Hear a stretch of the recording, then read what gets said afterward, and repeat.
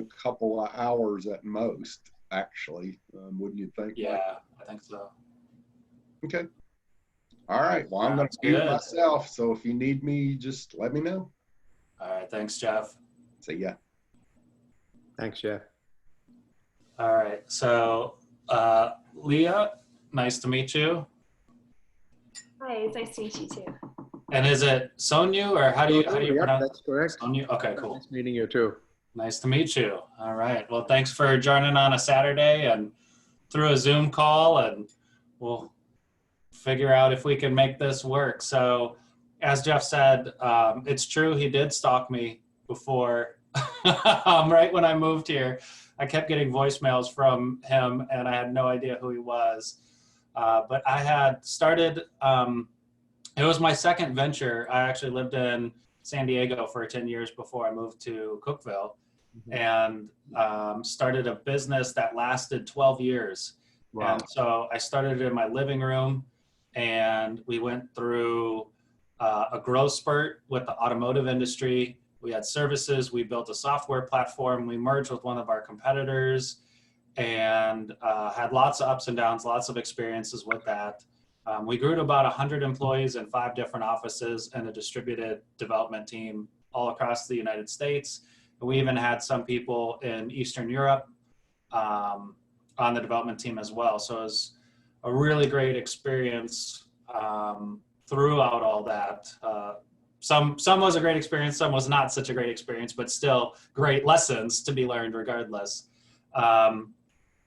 At the end of November of 2018, I actually exited that company.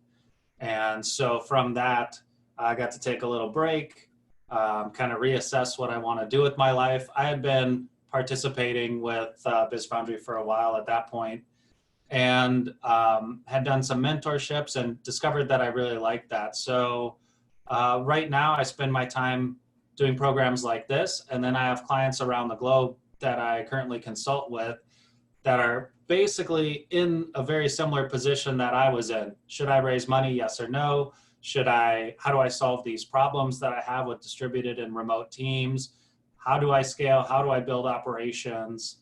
You know, all those different questions that as you're scaling a business and it's kind of your first time through it, there's a lot of unknowns and you just wish you had somebody you could talk to. So that's what I do. So I have clients in Russia, Norway, Australia, Canada, the United States, trying to think, the UK. And so I have a lot of fun working in a whole bunch of different time zones. Before that, I had started a couple different businesses. I had a web design and hosting company back in '99. I worked for an email marketing company. I raised $1 million with an analytics company. So just kind of a bunch of varied things. And my wife and I did the opposite of everybody else. We lived in San Diego and then bought a vacation home in the middle of Tennessee. And when we drove out here to take ownership of it, that was 6 years ago, and almost 7 years ago now, actually. And we haven't left. So that's so cool. We like it here. Cool. So tell me about you guys. Go ahead, Leah. Okay, so I am a senior human resource management major at Tennessee Tech, and I'm graduating this May. But I am working right now as an administrative assistant with ARCS Aviation in Cookeville. Do you know what that is? It's a nope, LLC. No idea. You know, it's an LLC, and they work with making like augmented reality simulations for pilots and for maintenance for airplanes and things like that. And so there's a lot of government contracts and things like that. And it's a very small company, but my boss asked me to join the call to learn a little bit more about the thing. And so that's a little bit about me. Awesome. And my name is Sonu. I'm a faculty member at ETSU, and we are beginning to re-engineer or revamp. We're just on the sort of cusp of growing our entrepreneurship program for our students. So far, we have a pitch competition. We're looking to get a little incubation space on campus, sort of very student-friendly, student-safe sort of place that they can go to We're redoing a minor. I teach several classes over here, both marketing, advertising, as well as entrepreneurship mindset. And business model canvas is absolutely critical. In fact, it's the #1 thing we do.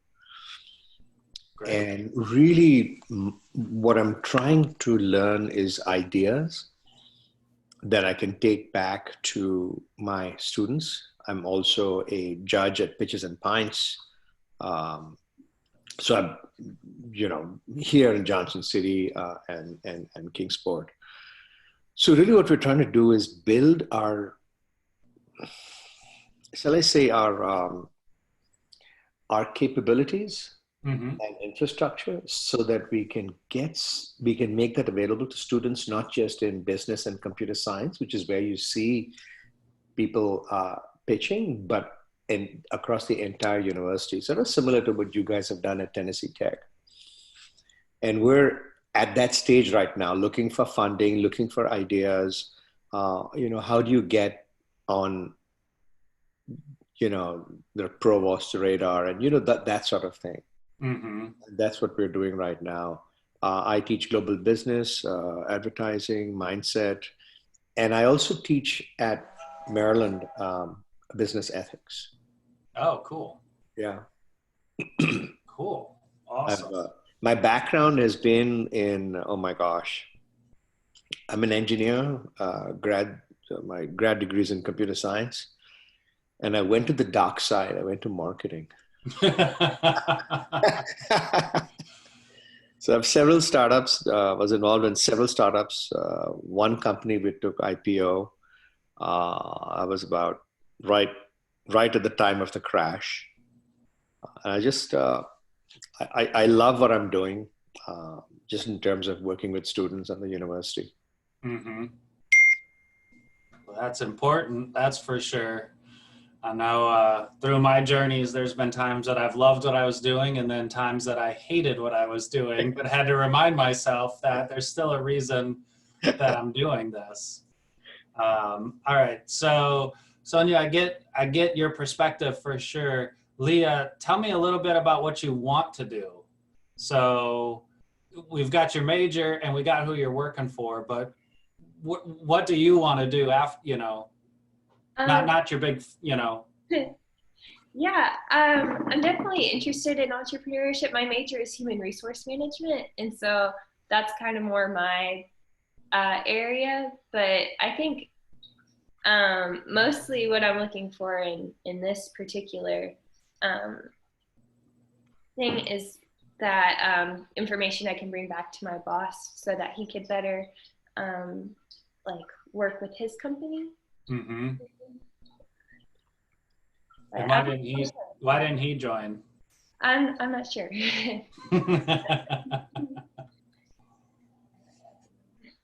Just curious, trick question. Okay, so let's go through this. So Sonia, a lot of this is going to be super familiar to you, I think, because you're already teaching it. But this is completely open-ended. So I usually, especially when it's in person, like I said earlier, this is the first time I've tried to do this entire thing on Zoom. But I live on Zoom for all my other meetings, so this shouldn't be that bad.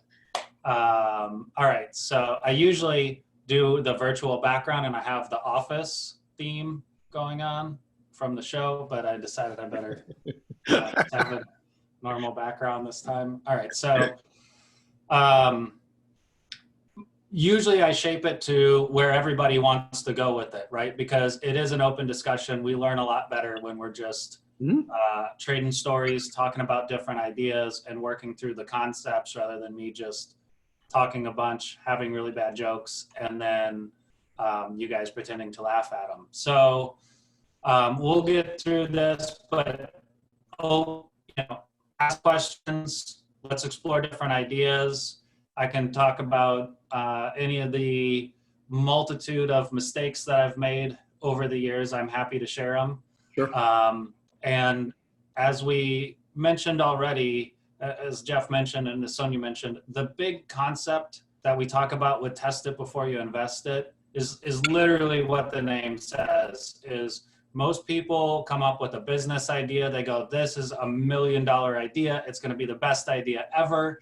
I'm going to be rich. They're already, you know, looking at their boats and their houses and everything before they've even made $1. And they think all I have to do is build it. And then all these people are going to buy it and it's going to be great. It's super easy. I don't know why nobody hasn't done this yet. It's so far from reality, it's scary. And movies, articles, blogs, you know, even business magazines, they all tend to reinforce this concept that you can come up with an idea, you can build it, and then you're an overnight success. And it doesn't matter if you're a band, an artist, an entrepreneur, anytime you're creating something, it's so very rare that you go from an idea to an overnight success. And even if the article about you doesn't talk about the 10 years that you spent teaching yourself programming or better understanding soft skills and knowing how to manage people, there's still all that work that went into it before actually getting to the idea. So that's one side of it. The other side of it is once you have the idea, there's so much work that needs to be thought through before you even make that first dollar. Now, there's not really a right way or a wrong way to do this. There's generally a expensive way and less expensive way to do this, at least in my experience. And for whatever reason, I tend to always lean on the more expensive ways first and then realize, wow, that was not a very good way to do it. So I'll give you a quick story to kind of put this all into perspective. I was scaling my business, my most recent one, and we had, I want to say about 100 auto dealerships across the country.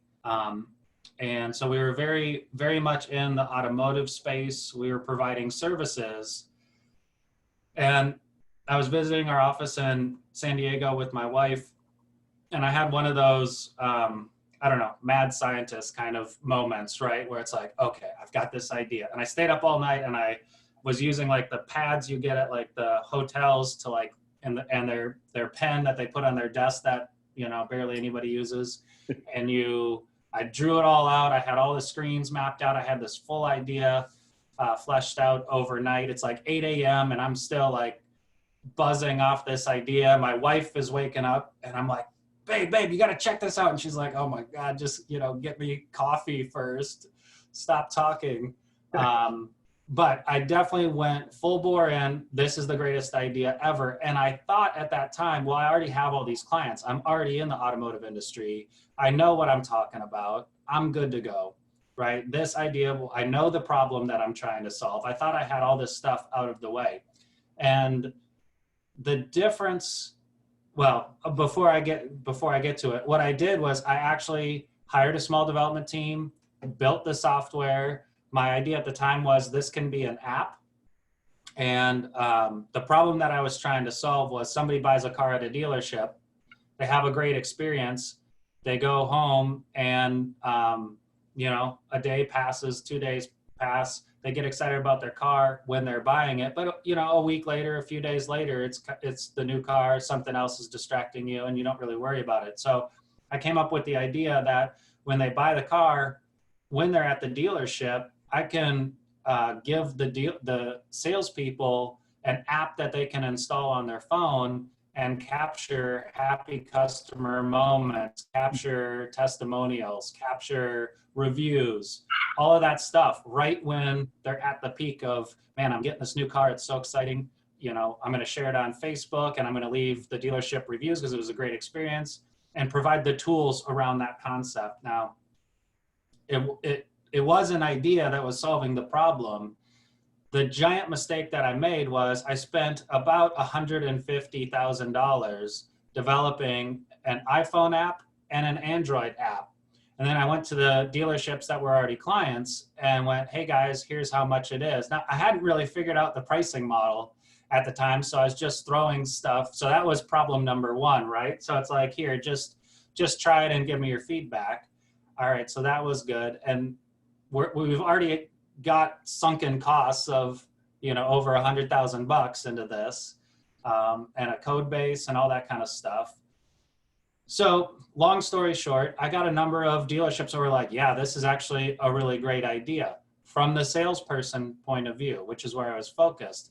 But to actually use the app to where it would actually benefit the dealerships, the marketing people at the dealerships needed to have access to the content that was provided with the app. So while the salespeople are out and about on their phones and talking to customers, the marketing team of a dealer group or a dealership is sitting behind a desk at a desktop, not using their phone. And so after spending 150,000 plus, I got all these complaints and all these frustrations about every single person that wanted to use the app on the marketing side to actually take the content that was being generated by the salespeople. Well, I'm already sitting at a desk. Why would I use my phone? So simple, so simple. Like, how did I, and this was about 6 to 12 months of development too. So it's not like I threw it up in 30 days and then found that out. No, we're like a year into this. And so, and it's still not generating money. Now, all of that could have been avoided if I would have just talked to the users of the application, right? Salespeople loved it. Marketing people hated it. Who wrote the checks? Marketing people. Mm-hmm. So long story short, it was very expensive. I ended up actually scrapping that entire iPhone version, the Android version. I went to a cross-platform mobile development that could just pull directly from a web version, rewrote everything, did it much less expensively in the beginning, already because I had so much money into it, and turned the whole thing around. But the only reason it turned around and started making money was because I started listening to the users and the customers that were buying it. So that is the entire concept here. Is you can go the expensive route, build something and get it in front of people and then learn the hard way, or you can start asking around ahead of time and get different points of views and make sure that what you're building is actually going to solve the problem in the way that people want it to be solved.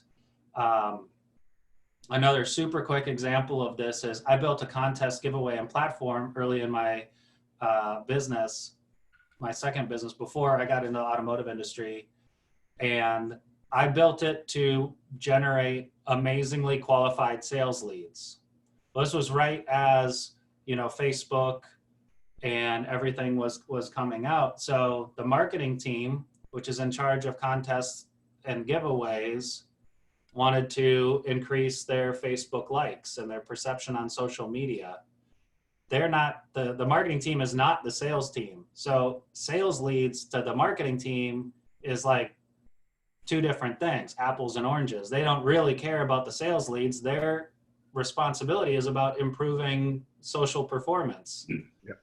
And so I built an entire, you know, contest and giveaway engine that was built for a sales team, but marketed towards the marketing team.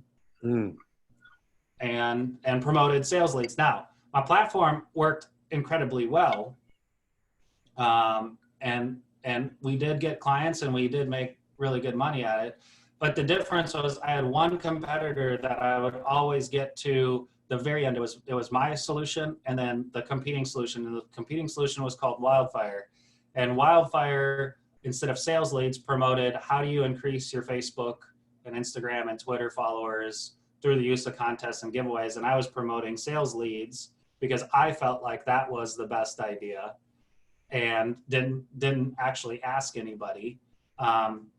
So it was good enough where I could get to, you know, I would always compete against them directly, even for giant deals like all of Univision. All right. So we're talking about this would have been a life-changing deal. Now, I got down to the final two with Wildfire. Wildfire won because at the last minute, Univision put a brand new director of marketing in place, and his job was solely increasing social likes. So they chose Wildfire, they moved forward. A year and a half later, Wildfire sold to Google for $450 million. Not because of that deal, but because they aligned with what's called the product market fit. And so, you know, in those two stories, I was building a product and the market existed and it was solving problems in that market, but it wasn't quite the right fit. And it really, that's one of my favorite terms, because once it fits, you can actually feel it fit. When we took that software that helped the auto dealerships and the salespeople and actually made it fit, like I remember that day we released it, you could just feel it fit. Like the support tickets and the questions were gone. Everybody was happy. People started referring it. People happily paid money and lots of money for it. And so within like, you know, just that one change. Now, of course, there's tons of work that went into making that one change, but just that one little flip over into actually getting that product market fit made all the difference in the world. And it's, you know, it's a make or break kind of thing. If you put all your eggs in that basket and you spend all your money and you don't have a good product market fit upon release, there's not a lot of room left for you to go. Okay, so I'll stop story time for a second and see if you guys have any questions, but that's really the core concept, is how do you make it less expensive by asking questions and doing what we call customer discovery before you release the product and try to do the Field of Dreams approach. Yeah, that's a great anecdote. Painful, but very. Yeah, it's funny looking back on it now how obvious it was, but you know, I understand when you're in the heat of building something and have an idea that you really believe in, it's so hard to hear criticism, because your gut tells you and your brain tells you this is going to work, no problem. They don't know what they're talking about.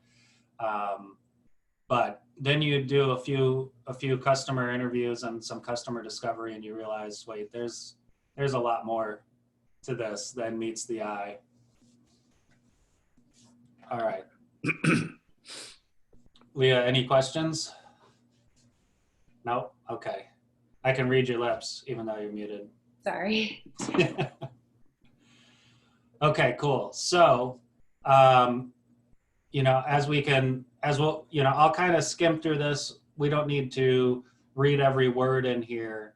But this course outline is kind of what we try to get through in these sessions. So the business model itself, so a lot of times, and just to kind of give it some perspective, again, I think there's a lot of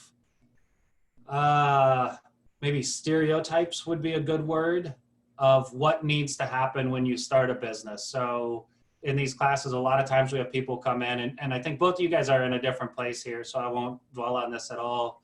But a lot of times people think, okay, I got to start a business. I've got to get my bank account and my routing numbers and my licenses and my, you know, registration and my LLC and, you know, all this stuff. And then I have to write my 52-page business plan, and you know, it almost becomes like an excuse not to do the actual work. Or, of course, I haven't made money yet because I'm working on my business plan. You know, so it becomes kind of like this self-fulfilling prophecy a bit. The business canvas, the business model, whatever we call it, this is not the 52-page business plan. This is the way that I have always liked working. And so once I, you know, started really, I guess, facilitating and working with this model with other businesses, to me, this is just such a brilliant way to look at things, because every day something changes. It could be a pandemic. It could be a new competitor just raised $50 million. It could be a merger. It could be all kinds of different things. there's so many variables in business that you can't control that having a 52-page business plan to me is just a terrible idea. Yeah. If you're, Coca-Cola and you need to map out your years and you have a lot of stability in the market, then we can probably get closer to that. And it's probably a lot longer than 52 pages. I think also what's happened is the bankers gave us these bad habits of 50-page business plans because, they were looking at debt, and absolutely, their whole documentation comes from, whatever commercial real estate or whatever, whatever their history is. Yep. And then so that is a perfect point. I mean, that's not entrepreneurship. That's raising debt capital. Yeah, and we as, I guess, students, we kind of thought that was de rigueur. That was the thing to do, and we all did it, right? Yep. I mean, I thought that's when I first started in business. I literally thought that's how it worked. I spent hours and weeks writing a 52-page business plan. I walked into a bank with my brilliant idea. I was 18, and I literally got laughed out of the bank. It was terrible, but needless to say, I did not do that again. So the business model is brilliant because it's flexible, especially this business canvas that the Biz Foundry uses. It's always a work in progress, right? So when we go into like the 6-week course, we'll work through the whole business model canvas. And the first thing that we do is write everything down. The next thing we do is look at what that is and identify assumptions. And that's one of the most powerful strategies that I have found for myself, because what tends to happen when you think about an idea or scaling a business or just starting a business in general is it creates a chain of events in your brain. If I create this product, then all these people will buy it. Then my margin will be great enough to make me $1 million. Then I won't have, any other need for scaling, and I can grow organically. Then, and it goes through this whole what if and if then scenario. But what you're really building is a house of assumptions, a house of cards based on assumptions. Right. And so when you work through an idea in a canvas like this, and we'll get into it for sure, it's, here are my ideas, and then what assumptions, taking a step back and saying, all right, what assumptions am I making? And at first, when you come up with the idea, you don't even realize you're making these assumptions. But if you pause, let it sit for a day, come back the next day and look at it, it starts to be pretty clear, like, wait a second, I'm assuming that people are going to buy this product. I'm assuming that it's going to solve the problem in the way that they want it to be solved, and solve it well enough that they're willing to pay me money to solve it. I'm also assuming that the problem is big enough that they're willing to pay money to solve this problem. I see a lot of times where people think they have $1 million idea, they've got the problem down, but the issue with the problem is that it is a problem that everybody has. But it's not a problem that anybody thinks is big enough that they want to actually pay money to solve it, which doesn't lead for a very good business. I like the idea of assumptions because one of the things that our students find, I won't say challenging, is when we're doing our pitch deck and we're creating our milestones. The milestones tends to be very sort of, I want to achieve world peace. I want to, very high level, right? Yeah. And so it's really hard to get them to think about the nitty gritty, which forms, three sets of milestones. And I like that idea, what you said is, well, let me challenge your assumptions and let me understand your assumptions. And guess what that does? I think it forces people to think about all the activities they need to get to point A or to point B. And then if you can line up those activities, those then can become your milestone activities, whatever, phase 1, phase 2, phase 3. Yep. Yep. I like that. I like that. Yep. Exactly. That's what it's about. Just tell me. Also, yeah, and it creates a very simple, rather than, I think human nature and kind of natural tendencies are, when something looks really complicated, we tend, as people, we tend to gloss over how we're actually going to go from point A to point B because it's so complicated. Mm-hmm. And it's, no, we'll figure it out later. We'll get there. Don't worry. Like, not a big deal. Like you're saying, milestone 1, right? It's going to be great. Don't worry about it. We'll get there. We'll figure it out along the way. What this does is the assumptions literally creates a list of the first action then is proving or disproving those assumptions. And the only way to do that is with customer discovery. So if your assumption is, I think this audience segment or this definition of people have this problem and are willing to pay money for it, that's maybe assumption 1. That's a real popular assumption when coming up with a business idea. So how do you take your assumption list and then you start working through it and you say, all right, I have to figure out if this is even an audience that cares about this product. Maybe they don't even care at all. Maybe they don't even have the problem, and I just think they have the problem. There's also some interesting things that happen when you dive into the assumptions, and there's a lot of times one of the assumption is that you can educate the audience that you're targeting that they're doing something wrong. And I've done the same thing myself, and it's very easy to get into that trap where obviously there's a problem, and you'll hear people say things like this, well, it's a problem, they just don't know it's a problem yet. Yeah, right. And that's very true. There's scenarios like that all around us, and there's tons of opportunities with that. The problem is there's an expensive way to do things and a less expensive way to do things. And educating your audience and your target market that they're doing something wrong is super expensive, super expensive. And Sonia, I'm sure you know from marketing, not only do you have to market the product, but then you have to market in an educational way to tell them that they're wrong. And there's already a huge percent of your audience gone because they don't want to hear that they're doing things wrong. Mm-hmm. So, and it requires very fundamental changes in behavior that if you can figure out ahead of time, well, put that into your model.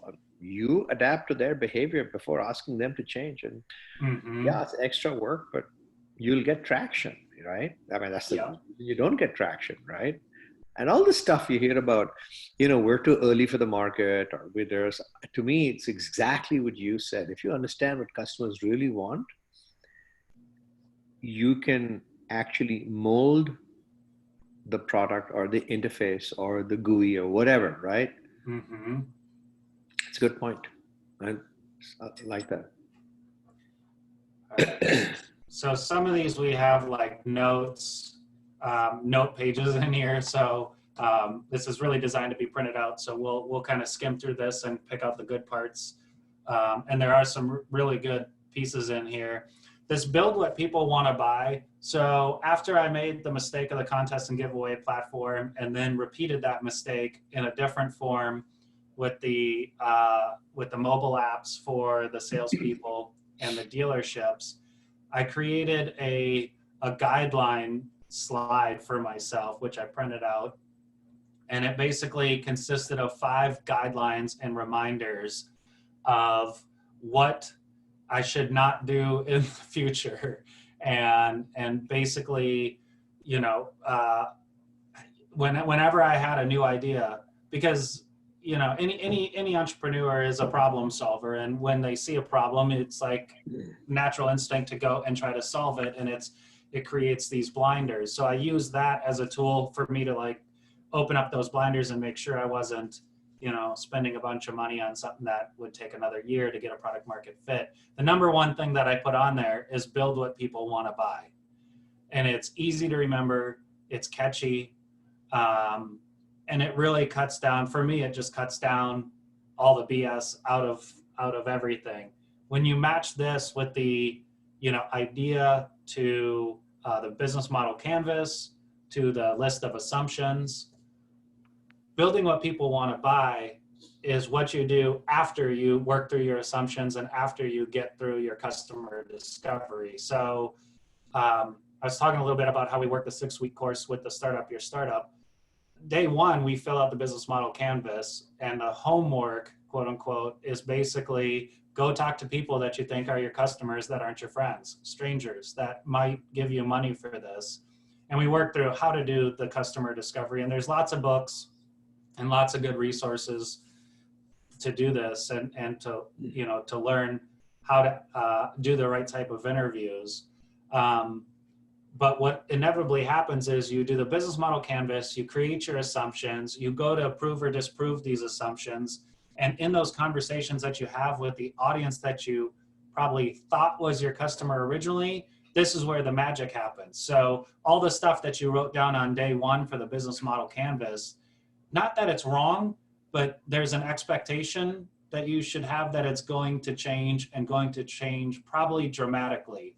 And that's when it kind of divides the people who have a really good shot at making a business work and people that may or may not have such a good shot, because those that go with the flow and follow these rabbit holes that customer discovery will take them down and be willing to be coachable by the potential customer audience is a huge, huge win over, nope, my original idea and my solution is the right one. Again, both of them can succeed. One will definitely be more expensive than the other. So the less expensive route is chase the rabbit holes. And those, you know, those rabbit holes are, if you're talking to a customer and you're trying to prove or disprove some of the assumptions that you have about your idea, you can ask, well, how are you currently doing X? Keeping open-ended questions. And how are you solving problems like? And doing those type of questions. And the responses may be very different than your solution, but if you interview enough people, you'll start to see trends.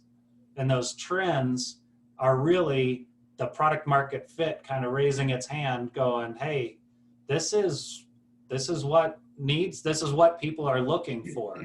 So ultimately you take all that data and you'll start to have a good feeling of, you could, if I build X, then people will want to buy it. And so that's the whole concept of build what people want to buy. Got it. All right. Leah, how you doing? I'm good. This is very interesting. Okay, good. So I'm curious, I should have asked you a little bit earlier, just to give me some more perspective. Why did you choose HR management as a major? What are the interesting points out of that? Yeah, so at Tech, the way it works is that freshman, sophomore year, if you want to be a business major, the curriculum is exactly the same for everybody. And so I knew I wanted to be in business, and I definitely I took a few marketing classes, extra ones, and I just knew from the first HR class I took that that's what I really wanted to do, because I have an interest in business as a whole, but then also I just really like the relationship part of it, and the compensation is really interesting to me specifically, and but also just working with training and development and things like that. But I'm really excited to get more into it after graduation and start my career in it. Yeah, cool. I have a big interest in it. Cool. All right. Okay, so this just goes a little bit more in depth into it, and not really, sometimes we do, when we have a bigger group, what we'll do is come up with an idea as a group, one that, maybe somebody doesn't have already for a business, and then we'll actually kind of work through the business model canvas filling stuff out and then identifying assumptions as a group. So it's a really great example of how do you kind of work through that process. The idea here is, and actually, Sonia, you said it earlier, is you're really happy with what you're doing. And Leah, that's kind of why I was asking as well, is it's great to hear that you guys are both going after something that's kind of passion driven, that you guys have an interest in. The business that we raised a little over $1 million with for an analytics firm, the guy that I worked with on that, it was a very interesting experience for me because I always saw business as a means to an end. It was a machine or it was a construct that I could use to either allow me to travel more or generate the income so I could go do other things that I wanted to do. But it was never, I want to be rich, or I want to be a millionaire, or I want to be on the cover of Forbes so that I'm famous, or whatever, right? It was always a means, it was always just an engine to do something else in life, explore passions and everything. The guy that we raised the money for the analytics software with, after the money came in, now that money only lasted about 6 months because he was of a different mindset. He was, I want to be rich. His dad was successful in business and ran, it was a $100 million company in the Midwest that sold new and used exercise equipment. And they're really, I grew up in Minnesota, so they were really well known there and had really interesting marketing. But I think, looking back, I think that was part of his motivation was his dad was successful and focused on business. He was one of the younger sons. He had multiple brothers. He was one of the younger sons. I think it was just a call out for trying to be like his dad. So he kind of missed the point that there was a means to an end. He just wanted to be rich to show his dad that he could do it too. And so it was like this disconnected priority set. And, it just, none of the dots connected. Product market fit didn't matter. The product itself didn't matter. As long as money was going into his pockets, that was the entire initiative. And again, expensive way, inexpensive way. There's no right or wrong way. It's not that he was wrong or right. We live in a society where if that's how you want to run your business, that's how you want to run your business. So anyway, the idea here is, at least in my experience and many other people that I know, it's far better for the mind and soul to choose something you're passionate about and solving a problem about rather than, just trying to be rich. I like this slide because it also brings home, it forces you to think about who you're going after, kind of your segment. Mm-hmm. Is it something for a consumer? Is that something for your region or your group? I like this picture. Maybe it's just the imagery, or is it something that's much more universal? Mm-hmm. It just adds another dimension to how you want to think about the problem. Just these three bubbles, Yeah. I like that. Yeah, absolutely. Okay. So we can get deep into this, or this is always a rabbit hole one. I originally did not understand the concepts of personas, especially when it came to marketing. I thought it was the dumbest idea in the world. And Leah, I don't know if you have, if you've worked with the concepts of personas. It's all right. You don't have to be embarrassed about people walking behind you. Sorry. I learned about it about 1.5 years ago. Yeah. And yeah, it's really interesting that when you look at market segments or you look at people you want to sell to, you actually want to get down to, let me understand what kind of person and, what age are they? What do they like to do? And what are their buying habits? And you create, well, my typical buyer is a guy aged 35 to 50, and this is what they do. And we'll call him John. And in your mind, you're selling to John. Mm-hmm. I didn't realize that. And they actually, I went to a couple of seminars. They said, you should give them names. I said, what? Yeah. Give them names so you can market to them. And people will just talk about, so what's John doing now? But that's the extent to which you have to develop your personas for marketing to. Exactly.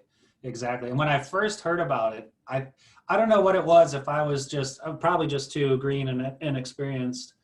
But I'm like, why would you invent this imaginary person that you can't sell to? Because I could just go and sell to real clients, and it's way better than spending all my time coming up with fake people all day. That was my mindset. But I have since learned that personas can be extremely beneficial, and it's a critical thinking exercise to help you solve the problem of your audience segment, not just a waste of time coming up with fake people and giving them names. So where I have found this extremely beneficial is, and it goes back to the list of assumptions. So you create an assumption of, these are the people that have the problems that will pay me money to get these problems solved. And then you start asking questions about this audience of people. And so that's where a persona comes in. It becomes very easy to say, let's just use John. All right, so John, as you said, 35 to 50-year-old male. And you start asking more questions. Well, what does John like to do? He likes tennis, he rock climbs, he, plays top golf. He does all of these things. Those are his activities. And you go into the psychographics, likes and interests. So what else does he do? He prefers to live in a condo down by the beach versus, land and, organic farming, buys all the latest gadgets, has to have the latest, version, is a Mac user, not a PC user. He reads these blogs, and he's never on Facebook, but he's on Reddit, et cetera, et cetera. You go through that exercise of identifying what they like, where your audience, basically where your audience exists, online and offline. And where I found the most power for this comes in is sales, marketing, and partnerships. So what you're really creating in a persona is a list of potential places that your audience, actually, I've got a really great example of this that I just did.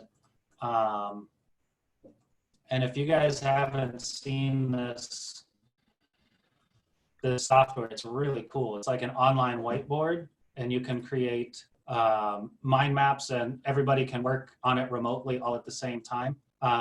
So I'll give you some context into what this disaster of lines and words. What's that, Miro.com? Yeah, Miro.com.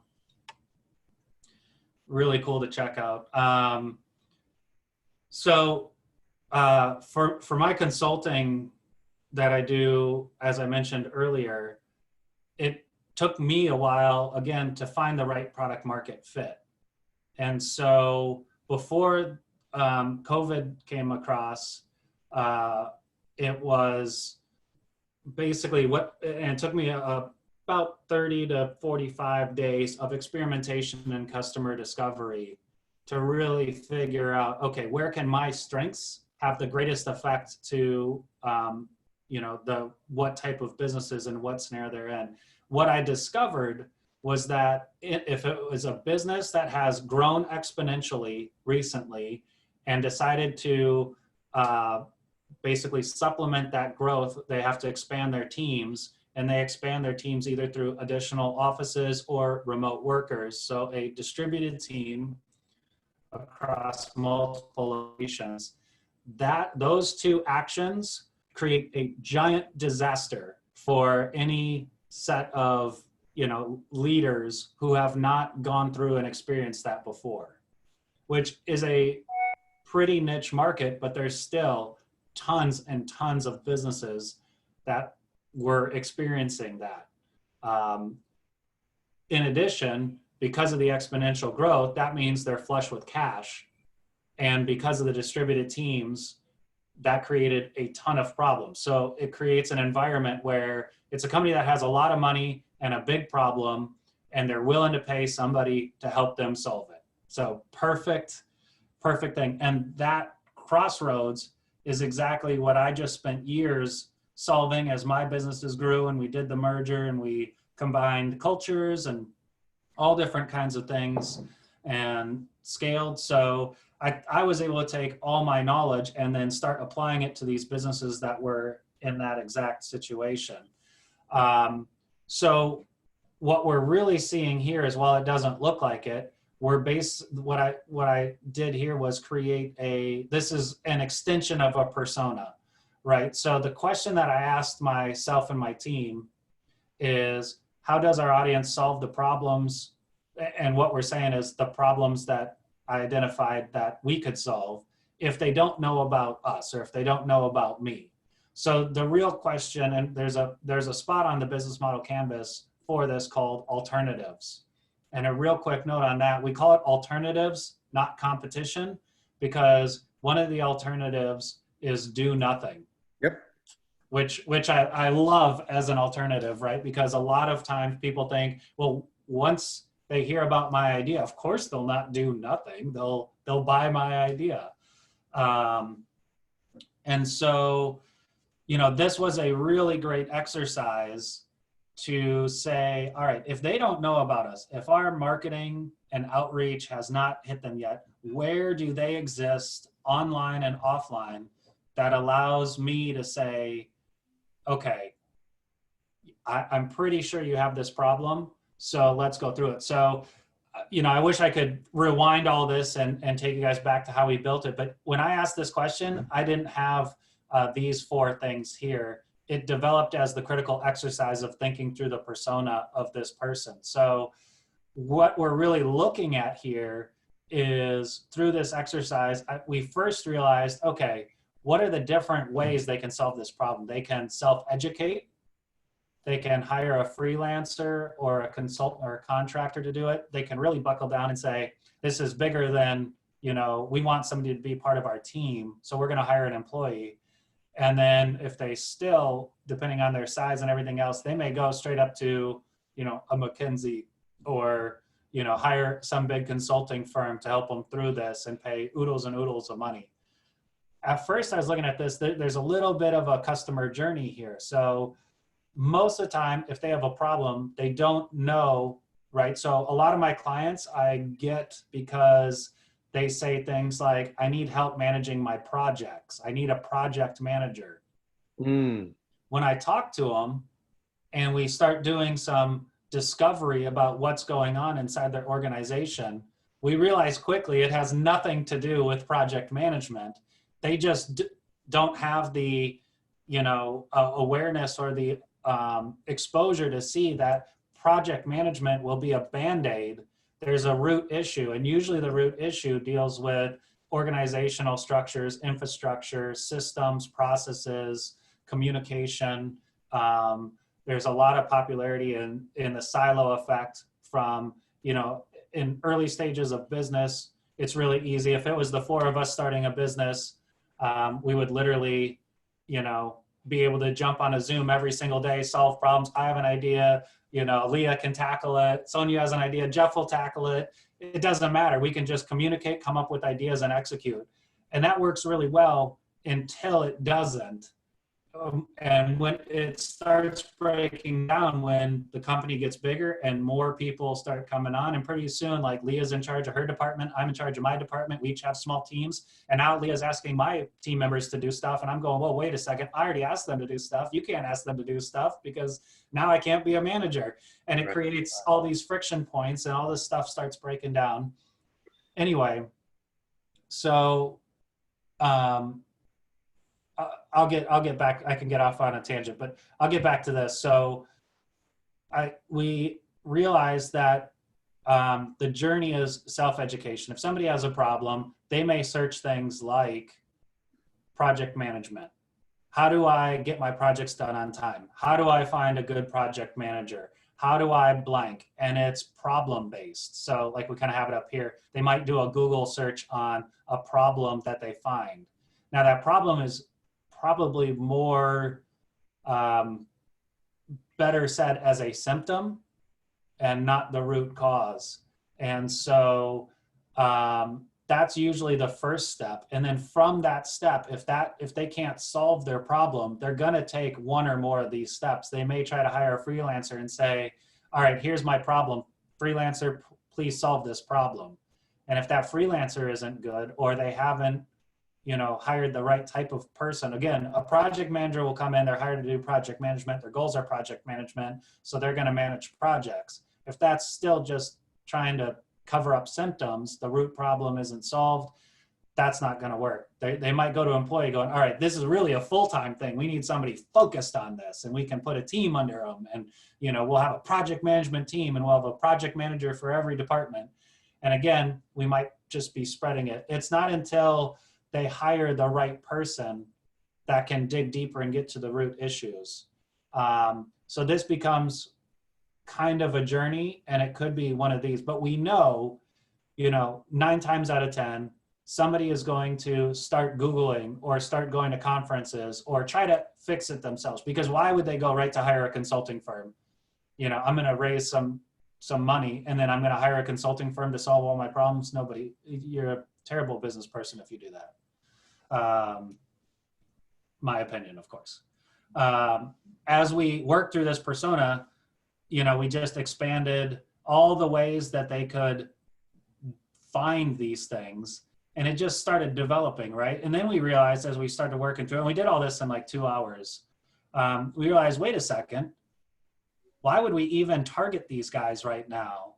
Why would we even market to them at all? Because right now, if we're saying they have a problem, they know they have a problem and they're self-educating, they haven't made the decision to spend money to solve this problem yet.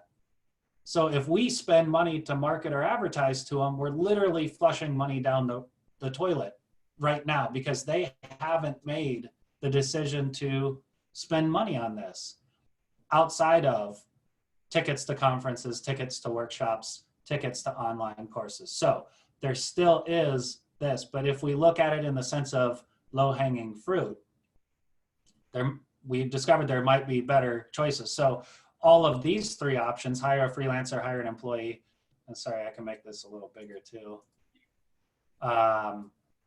These are already audiences that have made the decision to hire somebody. So this is great because they're already in the mindset that I need to pay money to solve this problem. Already a better opportunity for us to close things faster. So as we look into how we can reach these people, first of all, real quick, we quickly realized were our audience segments. So before we did this exercise, I was thinking my audience segment is any founder that has a business that scaled and then they created distributed teams. That's my audience segment, and I can go all over the world, and geographically it doesn't matter as long as they can speak English, and we're good to go.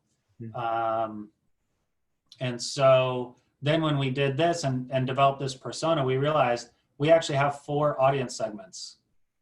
And we need to treat them all differently, and we need to market to them differently, and we need to reach them differently.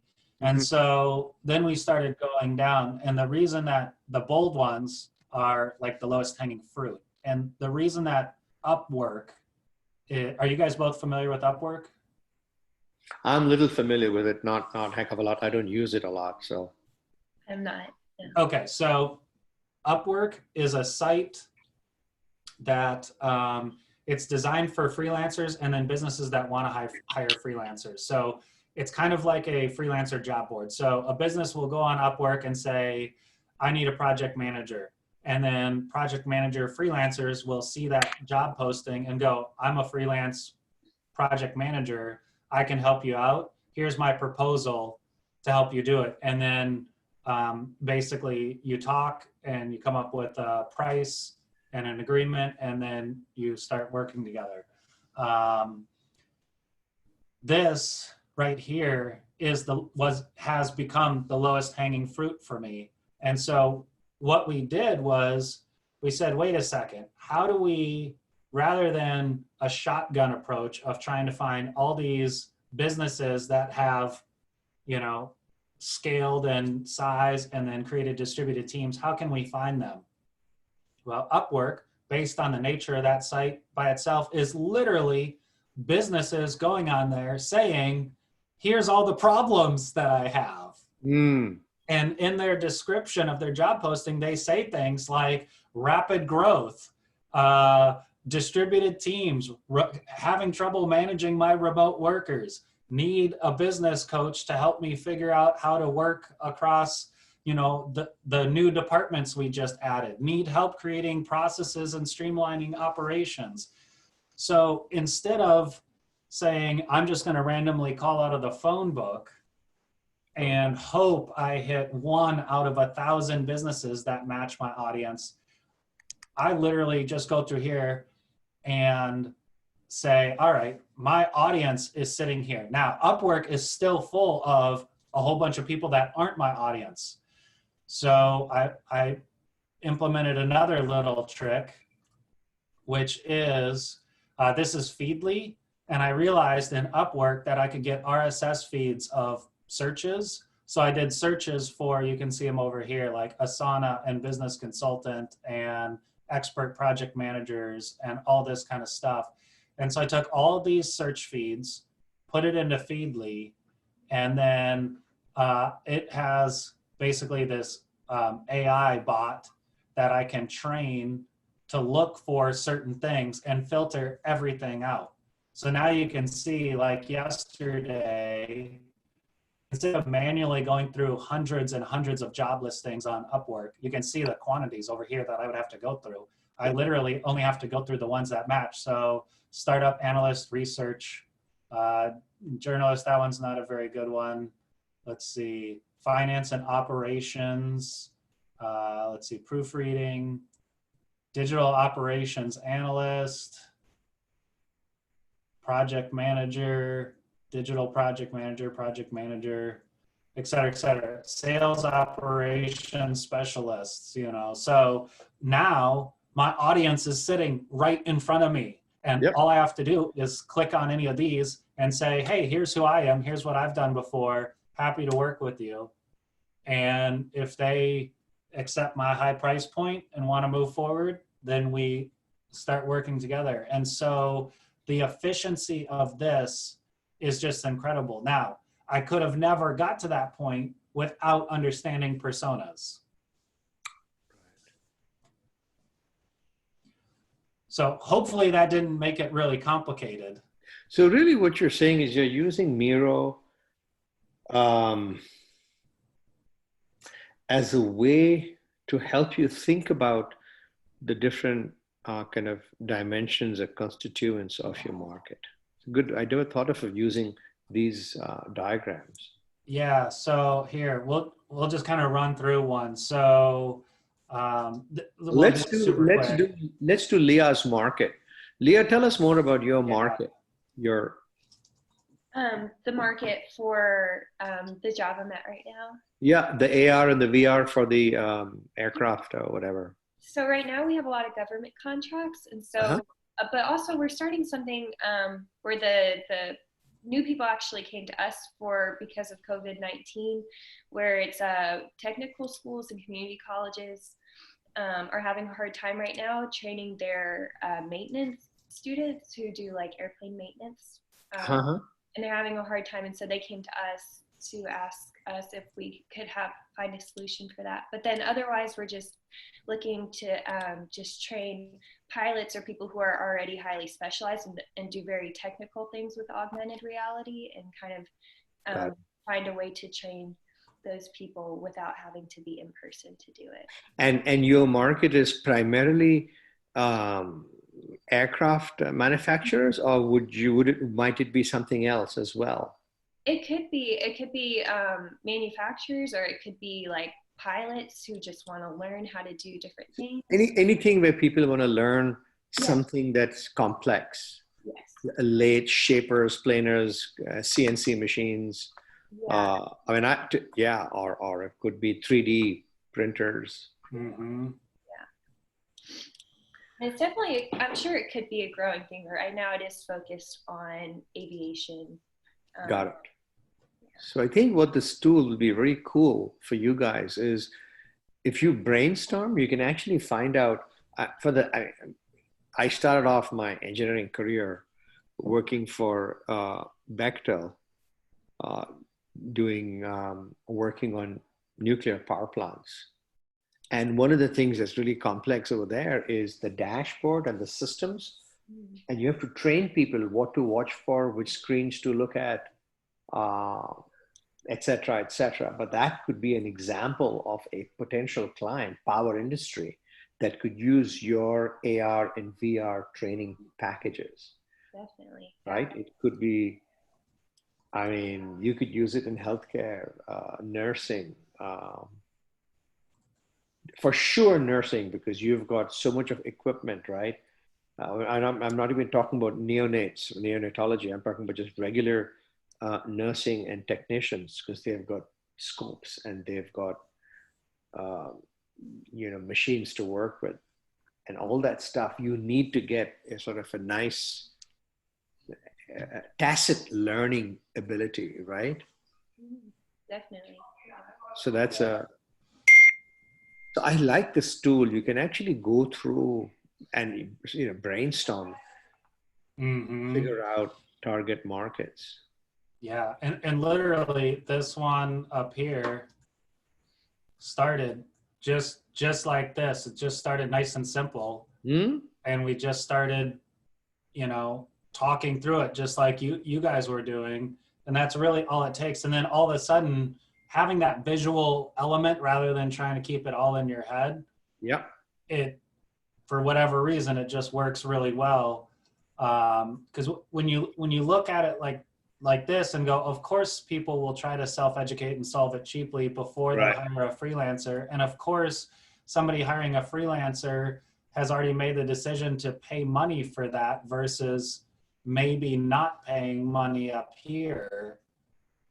It's also obvious, but it does take the time and the work and the critical thinking to connect those dots in your brain and as a team and as a group. So this is, for me, this is the power of the persona, right? Because now we start to look into some of these other things, like, so we have this color coded, right? So green are things that we're pursuing right now.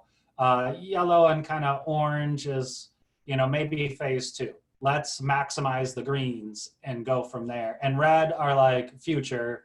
Don't even worry about it. It's a waste of our time right now. But what this can really look at is, now that we're starting to form these personas and we know how people are doing things and where they hang out and who they talk to, now, like, these are potential partnerships that we could go after in the future, because they'll generate referrals, because again, our persona, our fake, person is in the mindset of creating hiring a consulting firm. Yeah. So, but the communication to an entrepreneur center about how they could hire me or my company for the people that come to them looking for a consulting firm is going to be very different than the communication we'd have to somebody who's trying to self-educate and trying to find blog posts on how to solve their project management issues. Right. And so I know a lot of times when we go through this, the concept of, and we are kind of going down a rabbit hole here, so I'll circle back here in a second, but I think an important part to think about is from the sales and marketing side is that difference in messaging in relation to the different customer audiences. So it's not, I have a product and here's the problem that it solves and here's the messaging that I can use, and it's a blanket message that will work for everybody. It really needs to be messaging that works and connects with them. And this is like a super key element that took me way too long to learn, is people buy on emotion, right? People don't buy off of logic. It's why you can have the worst software in the world and people can emotionally be connected to the marketing messages that are promoting that terrible, terrible software, and they can be $1 billion company. And then you can have the best software in the world, and you can have the sales and marketing messages that just completely miss the mark, and they're making like $1,000 a month. It has nothing to do with the product. Well, it has something to do with the product, but that messaging and the communication that happens between here's the problem you have, and here's the messaging and communication we send to you. If you feel good about it, and if you feel like it's going to solve your problem, and you have that emotional tie, that's when people buy. You know, it's very, you know, and of course there's caveats to all of that, but the core is if somebody likes you, and it even goes back to all in who you know, right? If somebody likes you and you say, dude, you should get the new Android phone, don't get the iPhone, you're maybe more apt to look at the Android phone. Yep. Just because there's an emotional tie to that recommendation. Anyway, that can get really, really deep, but that was personas. Good. It's very good. Okay, let's see. So so this is kind of the activity where we go through this. What I really like to get to is I'm gonna skip through this right now because I kind of like to go through the canvas as a whole. I think these pieces just go through the different parts. So this will be really good yeah, to revisit. What was that? that's good. You're going through each of the modules. That's pretty useful. One of the things that we also do is we find startup companies, Leah, like yours, or you know, companies in our neck of the woods. We have gone as far as New York and Atlanta, and then we assign students to help customers like you guys work through. It could be a marketing problem. It could be identifying, you know, a business model canvas map, whatever. But I'll just put that on the table if our students can be of any help. And, you know, for them, they've never done it. So it's a learning experience for them. But for you guys, it's it's free help. So I just want to put that on the table. But this is fabulous. I really like this. All right. So any questions before we jump into this? So this is the business model canvas that the Biz Foundry uses, and I really like, and a lot of the stuff that we've talked about so far will be able to be compartmentalized into this. But just want to give you guys. I like your subsections. You've added milestones as well as alternatives. Mm-hmm. Really like that, you know, how you stratified that. Leah, any questions from you? No, I don't think so. All right. Is it big enough? Can you guys see it okay? Yeah, this is great. This is great. All right, cool. So the 2 pages that we have on this bigger section is really just this same red section right here. In the tested stuff that we're doing today, we just really focus on these 5 items because this is kind of the construct of an idea. And this is where a lot of the assumptions can be made. And this powers the rest of the stuff that you're going. When we get into the 6-week startup your startup, we talk a lot more about, you know, the metrics and milestones and what KPIs are, what that even means, what to watch out for, and really go into depth in here. we tend to get a lot of questions on funding, and I'll make sure we have time here too for Q&A for you guys if you have any questions on this. But a lot of times it's the businesses that are getting in and haven't raised money. And I mean, I myself was included in that as well early on. It's just, it can be so scary, and it can be, there's so many questions and there's so many terms that you're not used to working with, that it's, you know, there tends to be a lot of questions down here. But let's start with these. And I think a lot of the discussion that we've had so far can kind of fit into these. And again, this is the meat and potatoes of the idea. From this, the assumption list is made. The assumption list is proven with customer discovery. And then basically this gets rewritten. And this may get rewritten 100 times. And even, you know, again, I hate the concept of that huge business plan because it feels like a build it and forget it. Whereas this is like a living document. Right, you keep changing it. Exactly. And a great case in point is prior to COVID, my market was super niche, right? Businesses that have grown, and then businesses that have distributed teams that have never had distributed teams before and never worked through that. Now, my market's like 90% of the active workforce because work from home is forced on most of the people that were fortunate enough to have their jobs. But what I see coming, and we're already seeing the beginning of this, is holy crap, we can do this from home. And you see articles and, you know, comments on social media about stuff like that, like, oh yeah, well, we actually can do all this from work from home, regardless what our boss said before. What I don't think they realize is the crap storm that's gonna hit when none of the processes and none of the procedures and none of the infrastructure is in place to support this long term.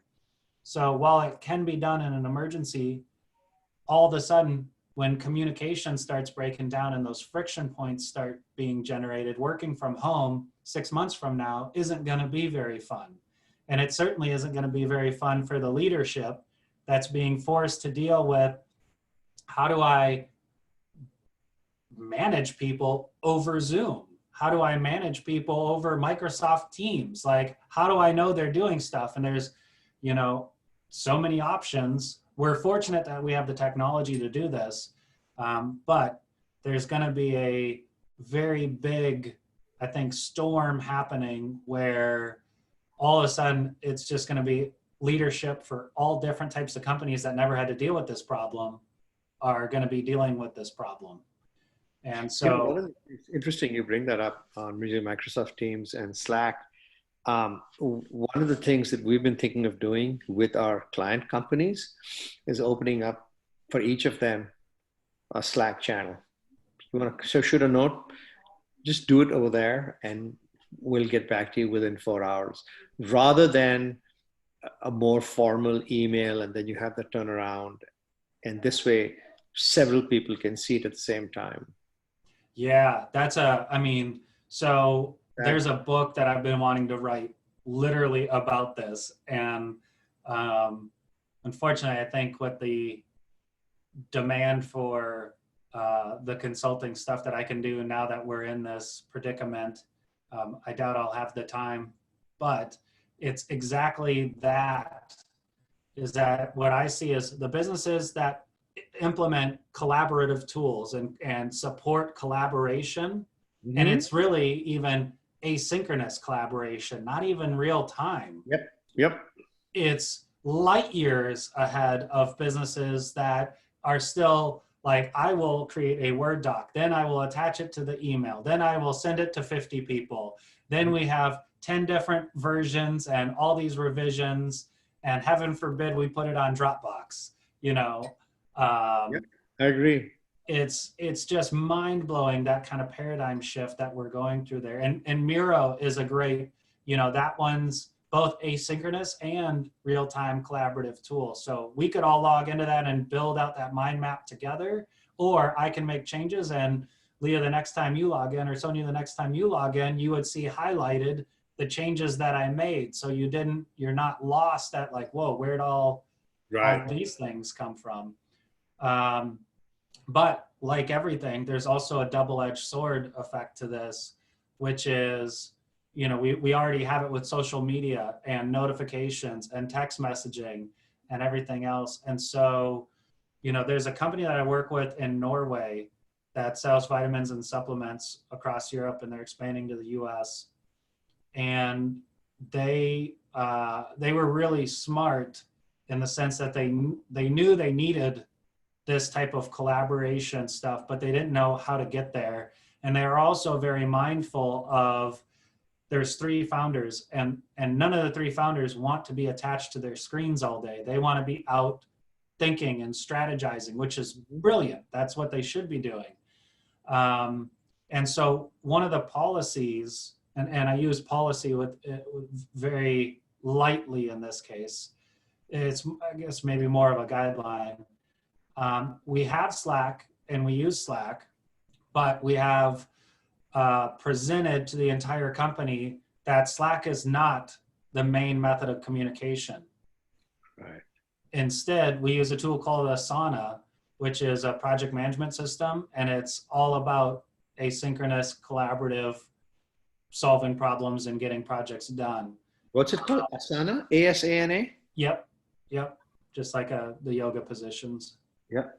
And so what that has allowed them to do is they have an office in Moscow, Oslo, St. Petersburg, and then of course everybody's remote right now. But what that has allowed them to do is, whereas Slack we use for urgent issues, and that's it. Because nobody should be getting interrupted all day long while they're trying to focus on getting their jobs done. Whereas Asana's, you can turn off email notifications and it just creates a little like dot to let you know that there's a notification in your Asana inbox of updates that are happening. And it allows us to think more, when I say us, like us as a strategic team, to think more strategically. So I might write more long form, thinking through things, and you know, it may take me an hour or 2 of time, but that's all critical strategic thinking. I can post that in Asana in a project thinking, guys, this is an idea of how we can handle this procedure to improve this process, whatever it is. Maybe it's something with logistics. Yeah. And then nobody has to respond to that right away. Right. You know, the CEO can say, all right, I saw that Micah wrote this, but now's not the time. I'm not in the right headspace. So they can wait and then address that when they're in the right headspace. And even though it feels like, oh my gosh, it's slowing everything down because maybe it's a day or 2 before there's a response or whatever, it's very different than, hey guys, I have an idea for, you know, logistics process improvement, and I Slack it to everybody all at the same time. And then they're interrupted from what they're doing. And then it's like this choppy conversation. Context switching is very inefficient. Yes. Let me ask you a question, quick time check. We're at 11:37. And I was wondering if you can walk us through the different modules in your version of the Business Foundry Canvas map. Sure. That'd be awesome. Okay, so as we talked before, we can kind of start anywhere in here because all of these fit together. So the problem is kind of front and center, and I think every single one of these modules is one of those, it's easy to understand, really hard to master. So the problem is, what problem do you think people have? Right. The value proposition is, what can you provide to solve that problem that, you know, that actually solves this problem in a way that your customer would want to pay for it? So we've got the problem here. What's the actual problem? You've got the solution, which is solving that problem. And you've got the value proposition, which is solving it in a way that this customer wants to pay you money. The alternatives, we kind of talked about that a little bit already, but the alternatives are, what are all the things that they can do It could be competitors. It could be, you know, a great example is my wife opened up a maternity store a few years ago here in town, and when she was pregnant. And it was interesting to learn about the alternatives, especially in the Cookeville area, of what people could do. Now, we were recently here from San Diego, so in her mind, it was, I want to be a professional woman while I'm pregnant. I want to look pretty. I want to have access to really good clothes, even while I'm pregnant. And there's no place to do that here in Cookeville.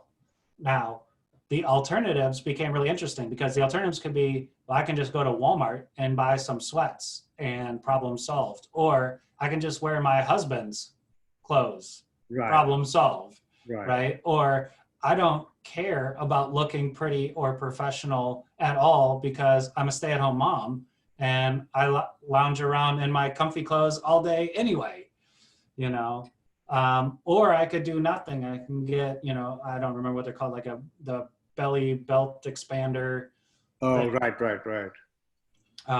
So yeah, so looking at the alternatives, to me, this is one of like the most powerful tools because it also helps identify the assumption list. Got it.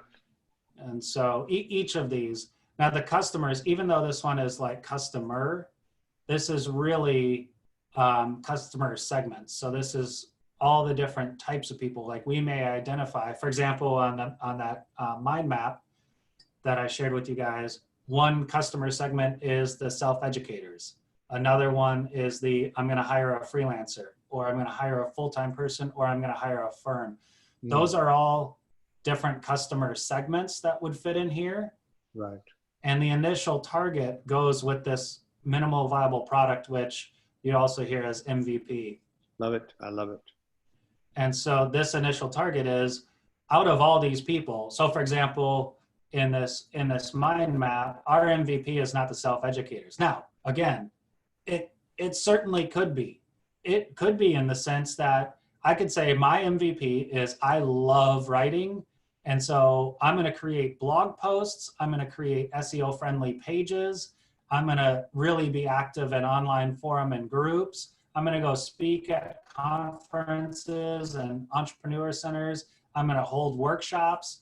I'm going to do online courses, and I'm going to launch mentorship programs, right? I could say that's my MVP. Now, those don't necessarily correlate to my strengths, which is why I personally chose them not to be my MVP. But building a system that narrows everything down and making it really easy to apply to the audience that I already want to talk to. And I literally hired somebody to go do this for me so that all I have to do is jump on a call and tell them about me and try to close them on doing business. That's definitely more my style. Right. So that works for me. It doesn't mean that I chose the right way and that the other way is the wrong way. It's all a case-by-case basis. But until you map these out and then identify the initial target and the MVP that fits for your strengths, there's no way to know what the right way is. It's good. This is good.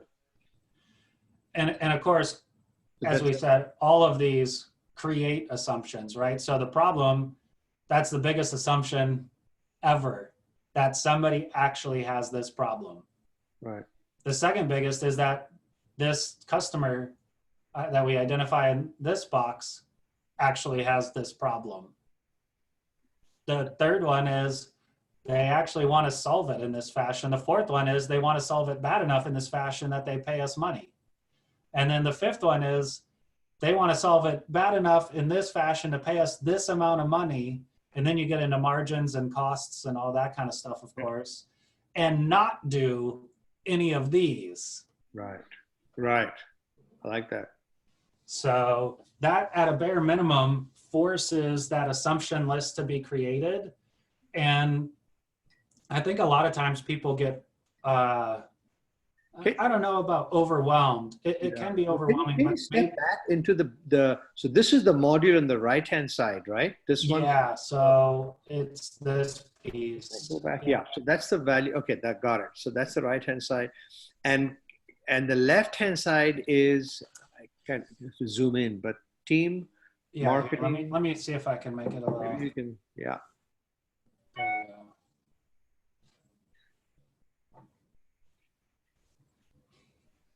Oh, that's good. That's good. So yeah, so we can go through these real quick. So the real idea here is you want to stick in these and work through the assumptions. You know, because if all of this is based on assumptions and then you try to set up your distribution channels, set up your sales and marketing and start hiring people, and this is a house of cards over here, that's where things get really expensive. Mm-hmm. Because now you've got all this stuff in place that are creating expenses and, you know, costing you while you're still trying to figure this out. So that's a very good example of what I did with that first software. Is I wrote a bunch of stuff in these boxes, got all these things going, started spending money, and then went back and tried to fix all these while all this is running. Right. And of course, every time I do one of these and I say that out loud, I think, man, how could I have been so dumb? But it's really, this is forest from the trees. We're looking at the forest here, and when you're in the trees, it's so hard to see this perspective. Mm-hmm. It's almost like you need to have this on right in front of on the wall in front of you. Yeah, literally, Jeff has made whiteboards of this so that you can hang it, you know, he's got it hanging up at the Biz Foundry. You can literally just hang it on your wall and dry erase as you learn more and things adjust. That's a great idea. The other thing that's really hard, it's a hard pill to swallow, I think, because when people get so excited about their idea, they feel like this can be a waste of time. Well, I mean, the problem is that if you don't look at this with a very open mind, you will probably get sideswiped by a competitor or somebody that says, I'll stay with the present mode of operation. Yep, absolutely. So why don't we quickly go through some of these, if you guys would like. That'd be great. Cool. We can wrap. All right, so this forms kind of our foundation and our basis, of course. Outside, and this is the product market fit. Outside of aligning that product market fit, again, my opinion personally, but sales and marketing is everything. Once you identify the product market fit, nothing else matters outside of sales and marketing, because if people don't know about your product or service, it doesn't matter who your team are, what your milestones or metrics are, how your distribution channels work, how you're spending or making money, because you're not making money, you're just spending money because nobody knows about you, right? And it goes back to what I was saying earlier. You can have a terrible product with amazing sales and marketing and make billions of dollars. Right. You can have an amazing product with horrible sales and marketing and make nothing. That's right. So this is like the gateway to business growth. And once you have a product market fit and start doing sales and marketing, then the rest of the stuff starts building out. So then you got to start looking at, okay, what does my team consist of? And not, I'm going to hire 100 people because we're growing so fast, but how do I build the team that are the crucial roles, the critical roles that will support what the customers are telling me. So I've also seen it happen. I've done it myself, which is, okay, we're going to do this marketing push, but when sales come in, we're going to need support and we're going to need all that. So we need to plan ahead. We'll get to it. And we realize, well, we built the product, we got the product market fit so well that there's not actually a lot of support. So now our support team is just sitting there, not really answering any questions. And they don't like life right now because they're bored out of their skull. And I don't like it because I'm paying them money to be bored out of their skull. And so you know, it's everything's kind of a piece at a time that stacks from this product market fit, sales and marketing fit, and then it's all about processes and streamlining and operations, which of course milestones and metrics come into. So I have a question. So you use this rather than the more the bigger, broader view of the business model canvas map. I like this. I tend to use this. You know, for whatever reason, it really connects with how my brain works. So I tend to use these because it's kind of like, let's see, what's a good way to explain it? But if I come up with an idea, to me, this is like a validating document. I like it. For that. I think this is even better than the traditional view of the business model canvas map. Yeah, to me, it's good for maybe documenting the broad idea, but that part I don't seem to have trouble with. What I seem to need reminders of is product market fit. How am I going to do sales and marketing? Yes. Mapping this, you know, and specifically, how am I going to measure? Because the other thing, and it really goes with sales and marketing, is I run an ad campaign or I run a marketing push, and I didn't think through how I'm actually going to track, or what does success even mean? Right. I mean, this actually then gets down into just how do you manage operations of a business, period, because the whole concept of definition of done, right? You can create a project, but it's really easy to create a never-ending project. Sure. Or a never-ending initiative. So, I like that. and if you have one of those, then or if you have too many of those, then you never know what are they? I've really gone towards lately with my clients, the concepts of there's tests and there's proven strategies. And everything is a test until it's a proven strategy. I like that. And so, and again, it just tries to simplify things, right? So should we do X? Should we do Y? Well, test it out. If it doesn't, and by testing it out, you run through, you know, basically the scientific method, right? So you say, here's my hypothesis. You try to have a control group or a baseline. You say, if I make one change, how is it good or bad? This really works. Is it a repeatable? Then we form it. This is the next kind of framework that I put in place for clients. Is there's projects. Everybody can have idea for projects. There's two main types that I've identified, which is an initiative or an evergreen. And the initiative is a one-time project that could be such as a test or a bigger test, or, you know, something that would just happen one time.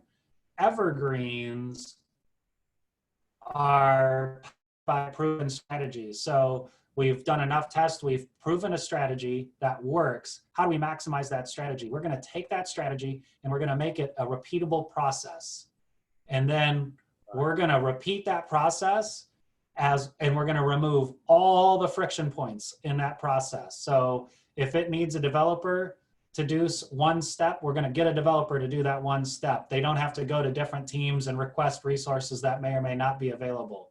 That evergreen project or process should be able to go from start to finish and repeat that process in as short of time as possible, because what that's really saying is, if we take input X into this evergreen, we're going to produce on average output Y.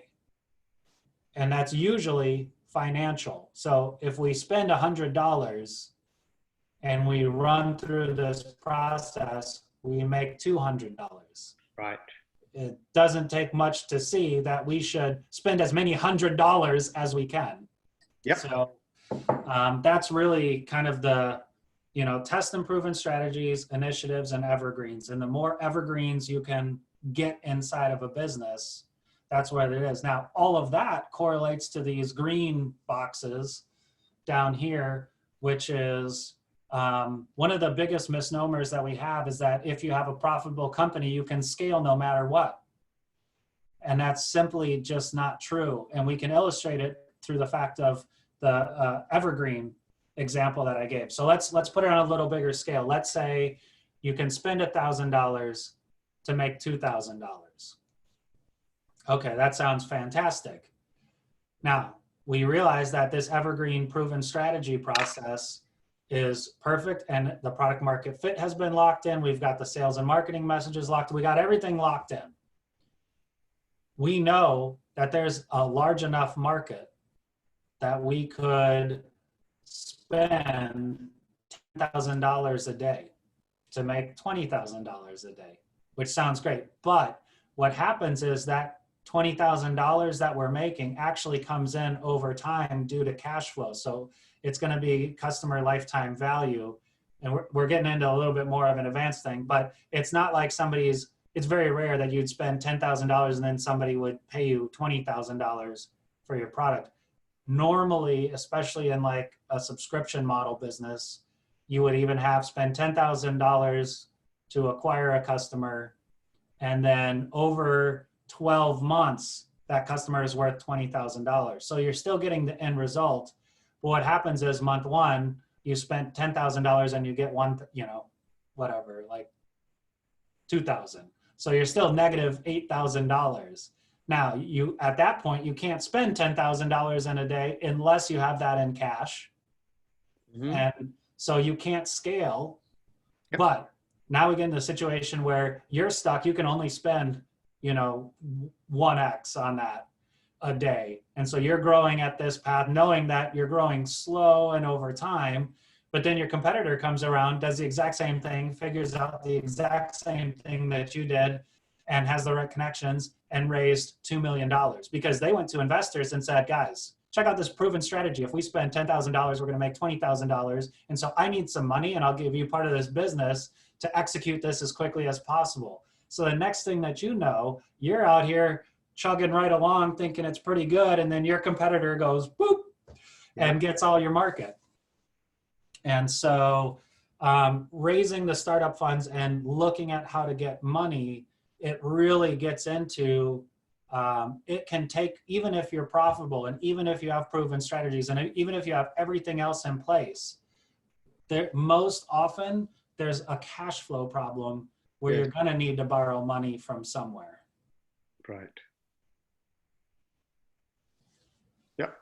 So, and these three boxes just really kind of try to simplify it from the first get-go of, this is like running the numbers on your idea, right? So if it takes $10,000 to acquire a customer and the lifetime value of that customer is $5,000, you're actually losing $5,000 on every customer you acquire. That's not a good business.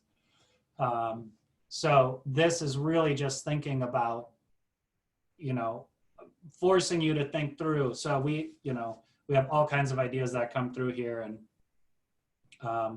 it's rare that the money part is thought through. It's really focused on the idea. And then a lot of times it's difficult for people to think through, okay, what are my expenses? How many people, how much are people going to cost? How much is, taxes and overhead going to cost? And then how much is building the product going to cost? And then how much is marketing going to cost? And all of that. And sometimes it's really aligned well, like, we can spend $10,000 and we can over time make $20,000. And sometimes it's like, we will have to put $2 million into this business to sell $3, tchotchkes or whatever it is. And it's completely misaligned. But until you look at how the money's got to go out initially versus how you can get it in, it's really hard to, justify, I think, whether your idea is good or not. And again, huge assumption area right there in the green one. Mm-hmm. This is good. This is really good. I'm glad you took the time to share that with us. Absolutely. Cool. Well, that's great. Thank you. I think this is a 2-hour one, right? Or do we have another hour? I can't remember. I don't know. I don't know. I don't have, what's the email say? Let me check. Okay. And it's really up to you guys. We can go deeper, but this is generally where the time usually gets sucked into is discussing. Oh, it says 3 hours. 3 hours? Okay. Yep. Well, it's completely up to you guys. If you want to keep going, if we want to talk about other things, we can open it up to questions. Can we just take a quick peek at what else is coming up? We can then decide. This is generally it for the test it. So Okay. the other elements that were in the email was a real nice article on how to get the customer discovery right. So generally the idea is, we work through this kind of stuff and then fill this out, even in the test it class. Yeah. And then, the takeaway from this workshop is being able to fill out the business model canvas, even if it's just the 5 red ones, and then going and getting in front of potential customers. And the real big thing here is, if there's any takeaway from this, it's don't ask your friends and don't ask family members and don't ask people that you know, because they're nice people probably, and they're just going to tell you that it's a great idea and it's going to be a false positive. Yeah. A couple other real quick, tips on this is it should be it used to be 2 months ago, do it in person.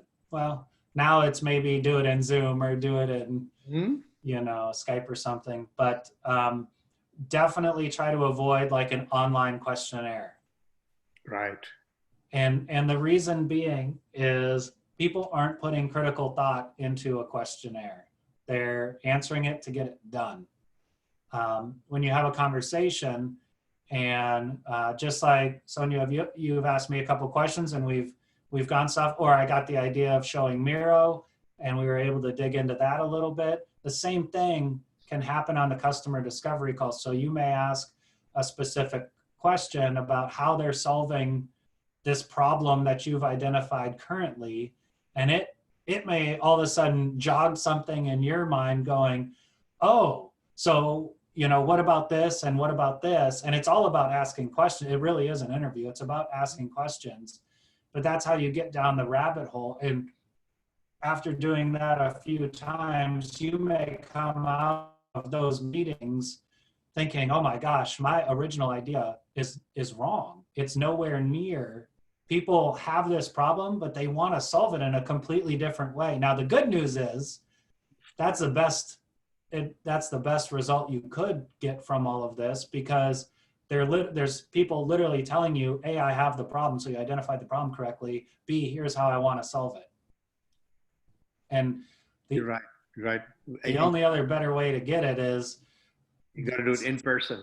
I mean, I'm not in person, but face to face. Yep. You're right. I mean, the whole questionnaire thing is a little overrated because it takes away from that valuable insights that you can gain from firsthand interaction. I agree 100%.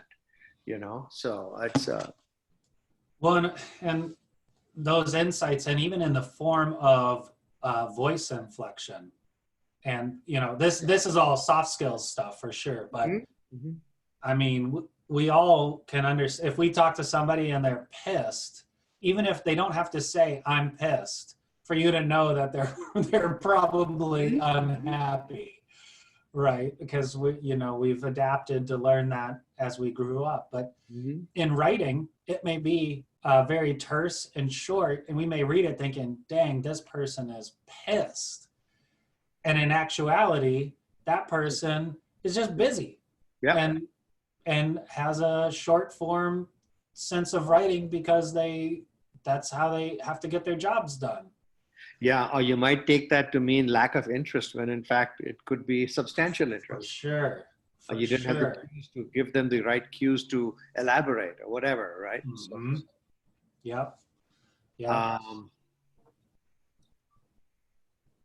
So let's see if there's anything that we can pull out of here. Let's see. Yeah, so we kind of talk about the hypothesis.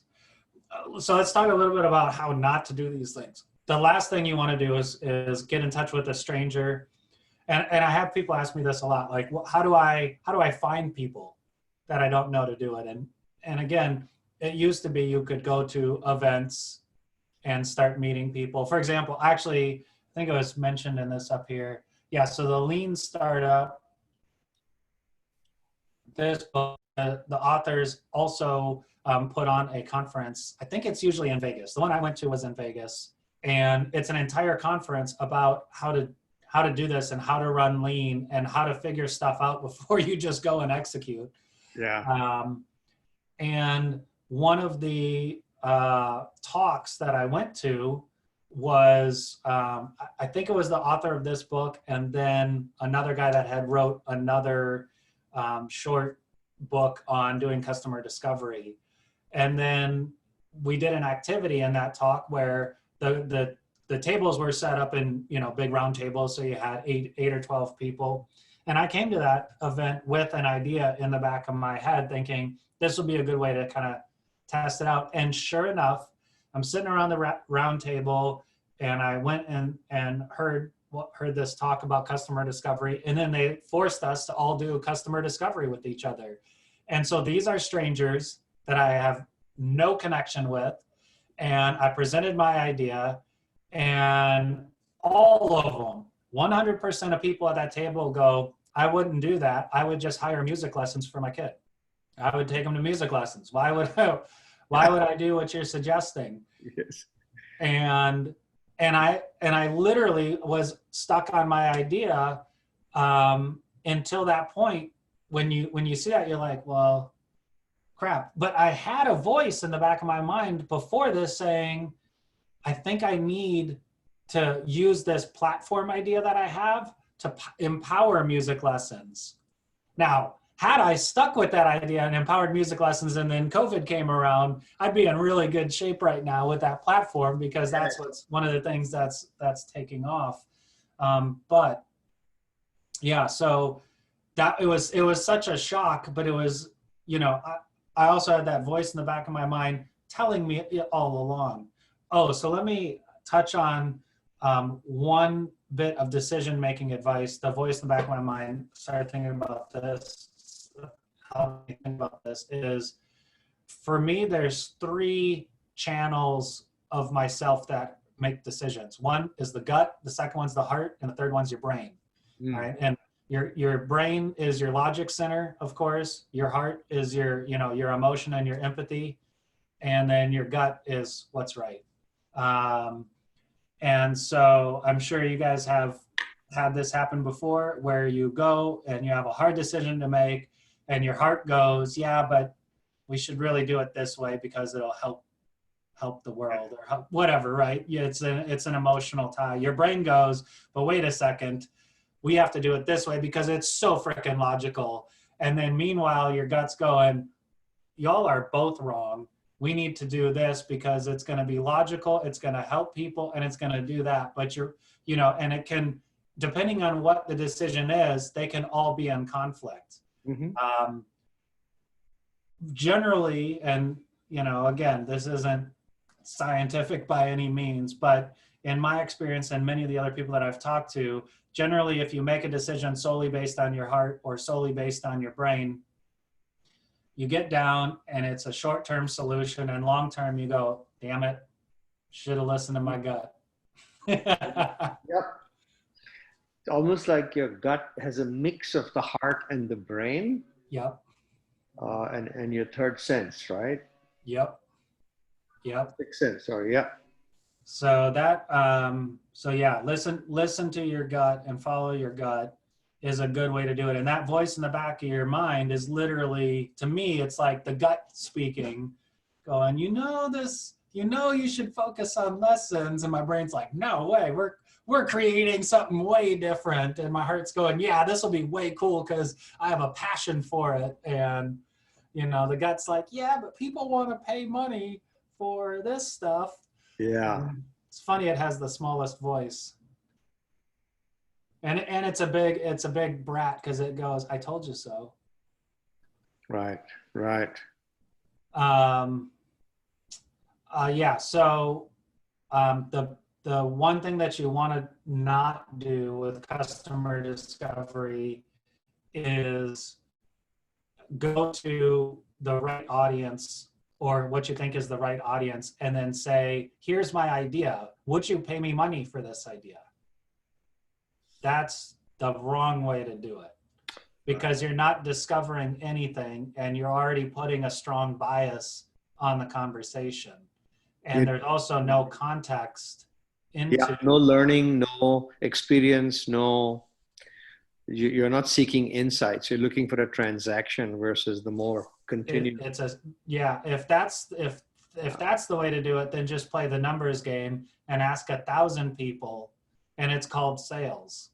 And you would just go out and pitch people on your idea and see what happens. And again, not a wrong way to do it, just probably more expensive. Right. So yeah, customer discovery is about finding out how they're solving problems, if the problem exists. It's really all these red areas. Are they the customer? Would they, what are the specific features? We can talk about the MVP for a little bit. So this is a very, very hard thing when you have a passion for a project or an idea. And it's really hard. It's really easy, I should start with. It's really easy to come up with the idea, go, we could build this, and then we could add on this, and we could do this, and people will love this, and then we'll do this, and we'll give 100 color choices, and we'll give 50 variations of like all of this, and we'll do this, and so it'll solve a problem for everything, right, for our audience. And then you realize when you go to build it, that's when you get down here, you're like, holy crap, 100 color choices and 50 product variations takes our cost from $1,000 to $20,000 per unit or whatever. Yeah.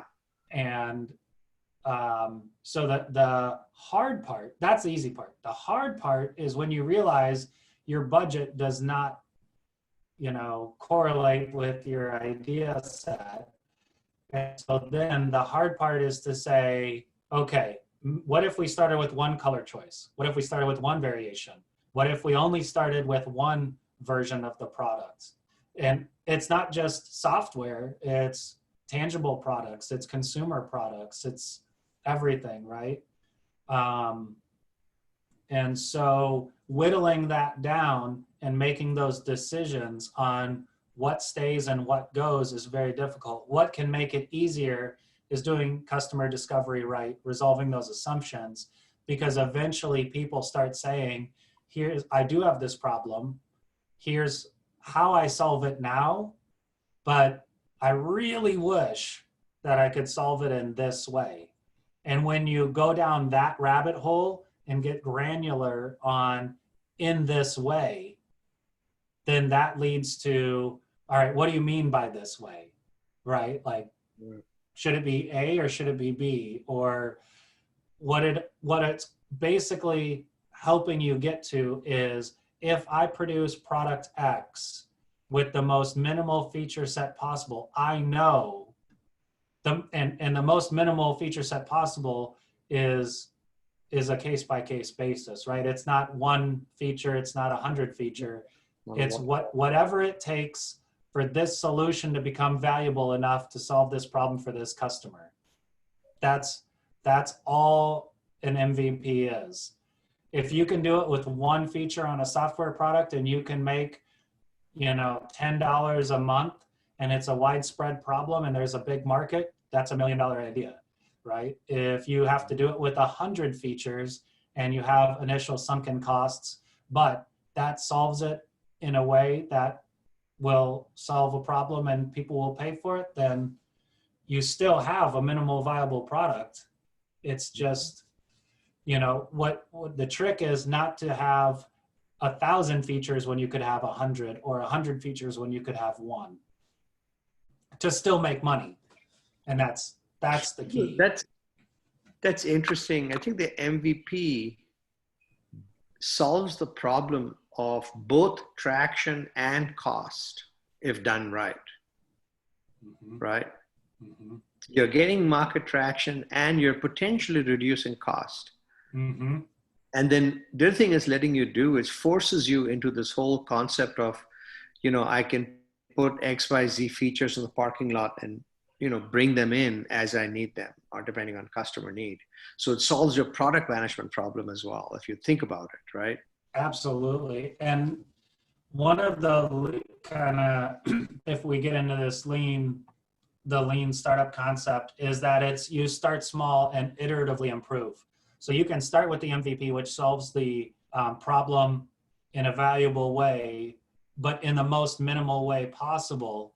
That doesn't mean you can't get to 1,000 features on it. It just means that you should start with one in a hypothetical situation, perfect that. So proven strategy, right? That becomes a proven strategy. I know I can make $10 per unit based on this MVP. Great. I've got all my other product market fit, my sales and marketing in alignment. And now I have a revenue engine that's taking this product with one feature and attracting a customer base. Where it becomes really powerful. And I didn't spend $1 million to produce this with 100 features and then do it. I started here and it becomes an iterative learning experience. So all of this now starts re-triggering, the customer discovery starts re-triggering, only now you can do it with real customers. So they're gonna start telling you through support tickets, through just talking to your customers, understanding more problems. We're already doing X for you. If we were to solve Y for you, would you pay more?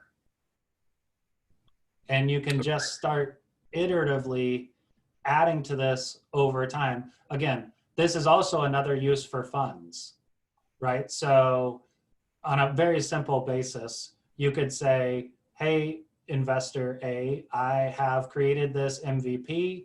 I've created this revenue engine. I'm doing well. I know through discovery that if I tack on feature, you know, Y, then I can increase my I can double my revenues, let's say. So that will generate, you know, an extra $1 million in revenue a year. So I'm asking for $500,000 to do that for X percentage. And then, you know, of course, it becomes very straightforward and logical.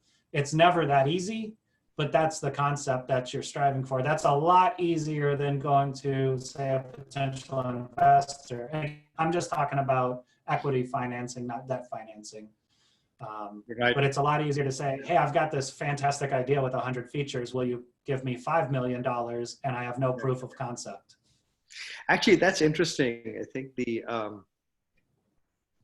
nicely ties in together with, you know, the milestones. It forces you to put very specific, measurable, achievable milestones with this known or this expected outcome, which is exactly what the investors want to see. They want to see that discipline. That's interesting because I never thought about that. So I'm a member of Angel Roundtable over here, which is it's an investment group. So we invest also in companies. And one of the things we find is that when people come to us for pitching for money, they just don't have the depth and the granularity in the milestones. It tends to be really high level. Yep. And for that reason, we just don't do the deal. Yeah, exactly. You know?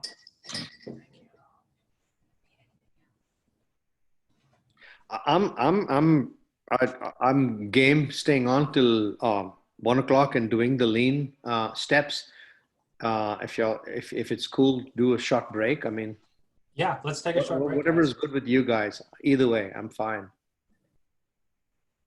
I think I have all the notes that I need for this, but thank you so much. It was really nice to meet both of you. Yeah, you too, Leah. Thanks for joining us. Thank you. Hope you have a good if there's anything we can do from this end, assign students to help you, be glad to do that. Yeah, definitely. Thank you so much for offering. Absolutely. So Sonia, I'm happy to stay on and keep chatting with you. Yeah, maybe we could just walk through some of the lean steps. That'd be awesome. Yeah, that sounds good. That'll be excellent. And I use Eric Rice's book for part of my entrepreneurship mindset class. So yeah, I'm game. You want to just take 10 minutes and then come back? Yeah, let's do that. Okay, excellent. See you in about 10, yeah? All right, sounds good. Thanks. Let me see how do I. Bye.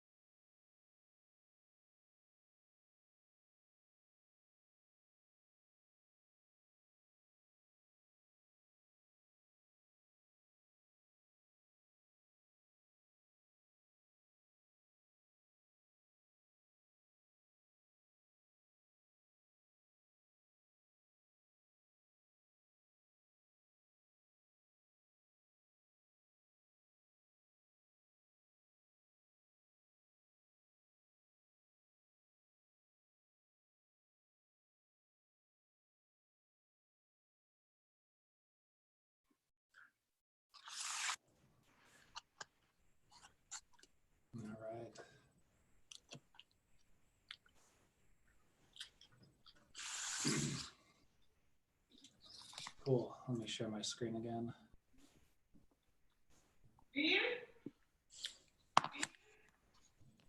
You can see it all right?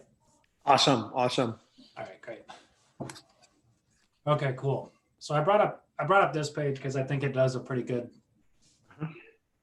way to they have this kind of 5 set of principles down here for the lean startup methodology. You know, I'm happy to go through any of these because I've, you know, successfully and unsuccessfully both tried to implement a variety of these. Let's go through it. Absolutely. Okay. I mean, the first one, I don't think, like the first principle, I think we understand. I think that's kind of just the general one is anybody can be an entrepreneur. Everybody should have ideas. I would say one piece that I have caught myself noticing more of as I work with clients around the world is the cultural differences within the teams. And for example, working with teams in Russia is very, very interesting to me because it's very much there's a boss and then there's subordinates. And you know, it's stereotypically, I guess, more top-down management style.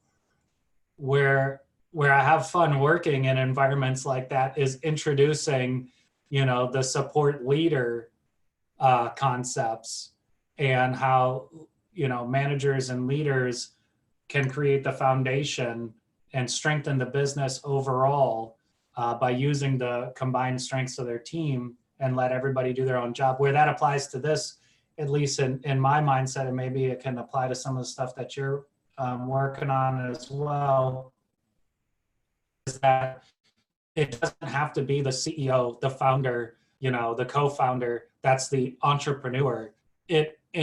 As my companies grew, I actually found that I had fewer ideas, especially as we got to like the 10, 20, 30 staff member size.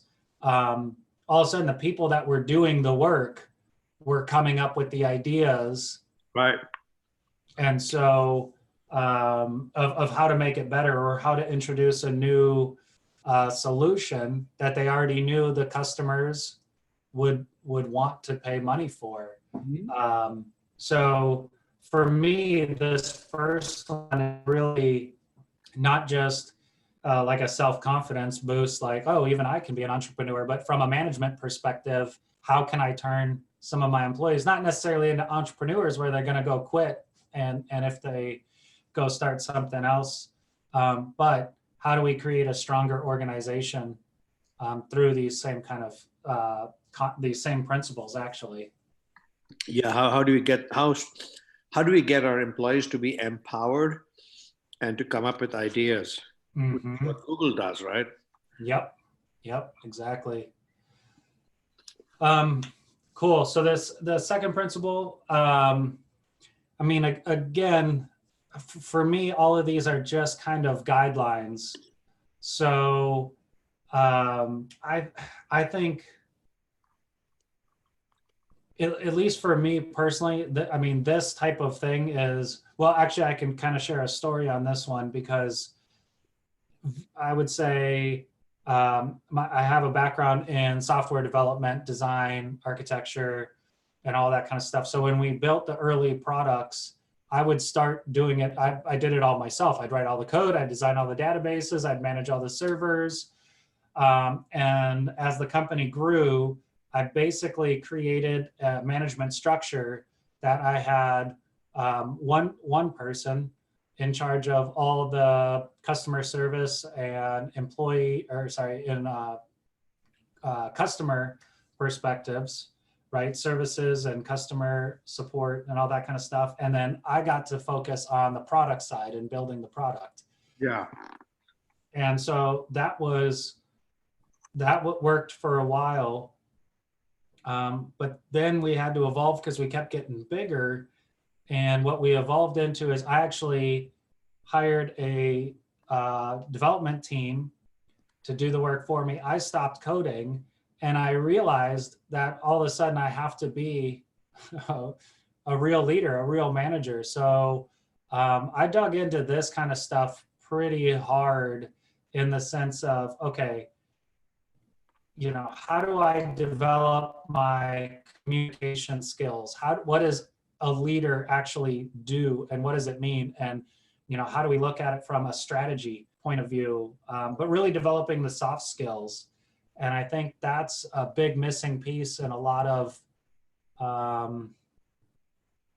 you know, I don't know if I'd go as far as like classes and stuff like that, but soft skills just aren't necessarily taught very many places, and or even what soft skills actually mean. Right. I think it's really hard because, as you know, you're as a founder, you're doing development and you're talking to customers, and then suddenly you transition to a point where you're beginning to get, you know, a few paying customers. And if you don't make that transition, and there's no right or wrong. It's just if you don't make that transition, you can't keep up. Mm-hmm. Mm-hmm. You become overloaded. It's really simple, and I've seen it again and again and again. Just and they have where is it? Right. But yes. But to make that transition effectively, you have to be a very aspirational leader, and then the other part is you just have to have trust. Like, I know when I create a business model or a P&L statement for a client company, I know I'll do it probably reasonably well because I'm spending time. But then if I delegate to somebody else, ask somebody else that they should do it, it's really hard, so hard to let go, Michael. It's just really, really hard. And I just think that we have to make that jump, you know? Mm-hmm. Mm-hmm. And it's okay if I take 1 or 2 days extra. It's okay if it doesn't come out 100% or, you know, 80% correct. I think you hit the nail on the head. I think that's one of the hardest things, that you go from doing everything in the early stages to delegating. And it's just I remember very early on, I think for me, letting go of the financial side of it. So letting go of the invoicing and reconciliation. And quite honestly, I hate that stuff. Hard. Yeah, but I certainly didn't want to let it go either. I just kept thinking about all the things that could go wrong. But to me, I think, and it's interesting, you know, this learn when it's time to pivot. I know we hear a lot about pivoting in the sense of, you know, pivoting an idea from the product side or the service side. But I really believe this is on the internal side too, especially when it comes to this. Like, I had to, like we're talking about, you have to pivot to delegate. You have to pivot to say, all right, I shouldn't be designing and developing all the products and writing 100% of the code. Like, now I have to pivot to be a real CEO. Mm-hmm. And that's a really good point, because if you read the material, what people talk about is, well, you're going to have to spend time doing fundraising, if you spend time doing, you know, development strategy or engagement strategy. And I really believe even before you get to that point, you really have to let go. And nobody talks about letting go. They talk about, hey, you're going to do now, spend more time fundraising, or you got to, you know, whatever, spend time making deals with customers. But nobody talks about letting go. Mm-hmm. That's a great point. You're pivoting your own thought process has to pivot. And the first step is letting go. Mm-hmm. Mm-hmm. That's a good point. The secret that I've found to doing that is, and it's I think one of the hard parts is it's also something that comes unnatural. And it's also the solution that I've found that works well for myself and a lot of the businesses that I work with is simply just defining a clear process. but the activity of defining a, you know, to take something that you've been doing by yourself, you know, for me, it's, I can go through this list and I can apply, and I tested this theory by doing it all myself. And then I found that when I know the next step is to delegate this, why would I do this for an hour or two a day when I could actually be helping a client or closing sales an hour or two a day?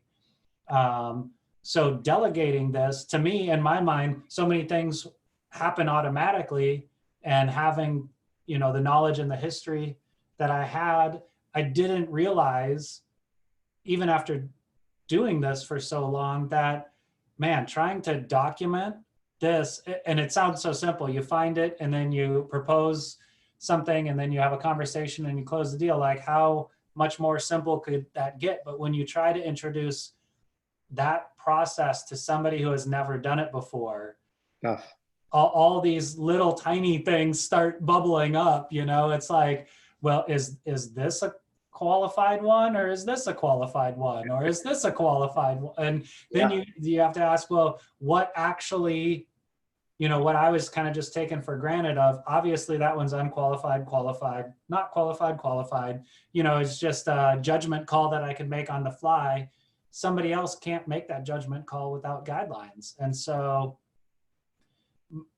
my best way to get around all of that is to build the process and work through the process so that it can be delegated. You know, that's a really interesting one.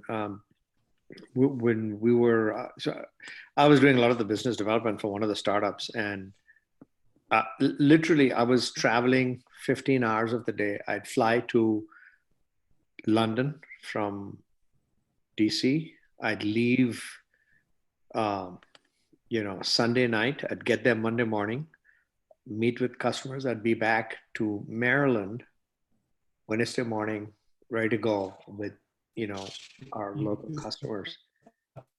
And then and my, you know, the CEO said, listen, we're going to get you some guys. I said, no. It's not, we won't be able to close the deals. Let's do it. And he said, listen, do you know what's an apprentice? I said, what are you saying? He says, why don't you get someone and think of them as an apprentice? Mm-hmm. And we'll pay for them. They're going to shadow you for about 3 weeks. Let them just learn. And I want you to spend more time with me and whatever. We're getting into a silent period before the IPO and all that stuff. So, and I just really think that advice was one of the best advice. And he basically said, let people shadow you. And you know what? After some time, they won't do it 100% right, but you know what? You've delegated it and you've seen them, you've talked to them, you've learned about their family. And that's what's the trust factor. And you don't delegate because inside you've got fear and you don't trust them, or they don't know enough or whatever, right? Yeah, for sure. Trust is huge. That's like magic for, you know, for a lead, for somebody who's got a big group, and you just let people shadow you and then slowly let them go. Yeah. And you know, shit's going to happen, right? Mm-hmm. That's okay. I love that. It's good. This is good.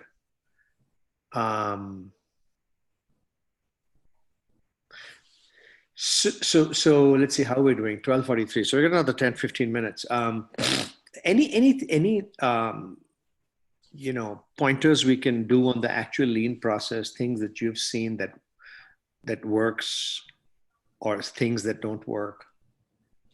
I mean, the easiest thing in my experiences is I kind of feel like some of this, and maybe the methodology as a whole, is explained so well for, you know, just not getting there, but they can't just, what it really does boil down to is this right here. Well, number 5. Yep, build, measure, learn. Yep. Like, of course, they couldn't have conferences and everything if all they said was just, all you got to do is build, measure, learn. But the reality is, at least from my perspective, having that mindset of what's the most minimal thing that I can do, get paid, and iteratively grow. And stop worrying about, you know, all the other things that your brain tries to put in place, whether it's, you know, my business license or, you know, yeah, obviously you need that stuff, but it's what's the shortest path to identifying whether this idea will work or not. right. And then improving. So, I mean, a really good case and point on that one is once I got the product market fit for the companies that grew and then had the distributed teams, then that turned into a proven strategy. That became an evergreen. I built the systems around that, and then that becomes an engine. So now that I've got multiple clients coming on board, now I'm starting to of, you know, you identify what are all the same problems that all these customers have that we're working with that are in this solution or in this segment. Yeah. And then you can build solutions to that. So one of the things that I've seen on this case is they either have no documented knowledge, and every day people ask the same questions over and over and over to try to get their jobs done, especially now that they're work from home. Or they have knowledge, but it's out of date, or they have knowledge and it's up to date, but it's in, you know, a completely unorganized structure that people can't find or leverage anyway. Right. But that bit of if there's a way to do something and I have a job and I need to do it that way, I see one of the biggest problems is that disconnect.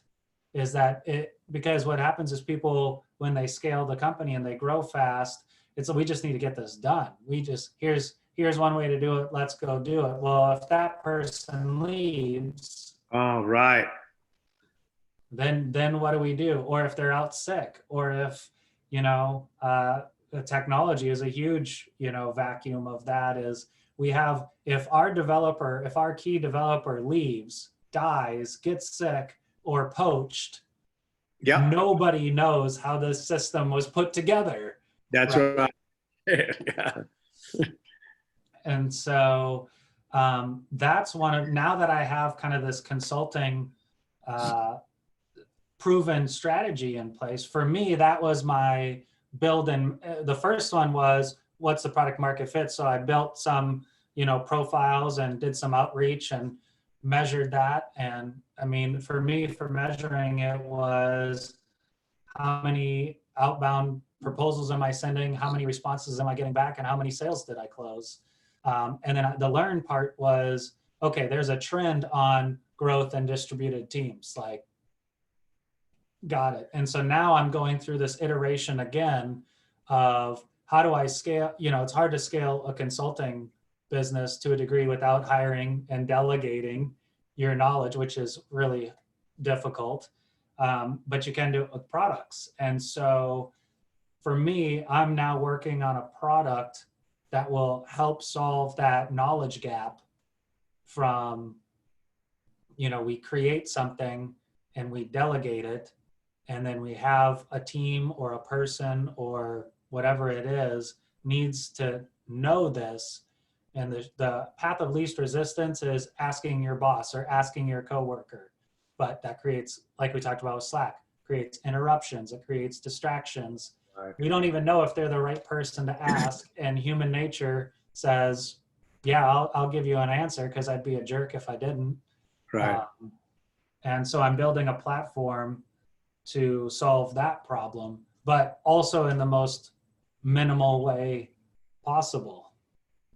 Right, right.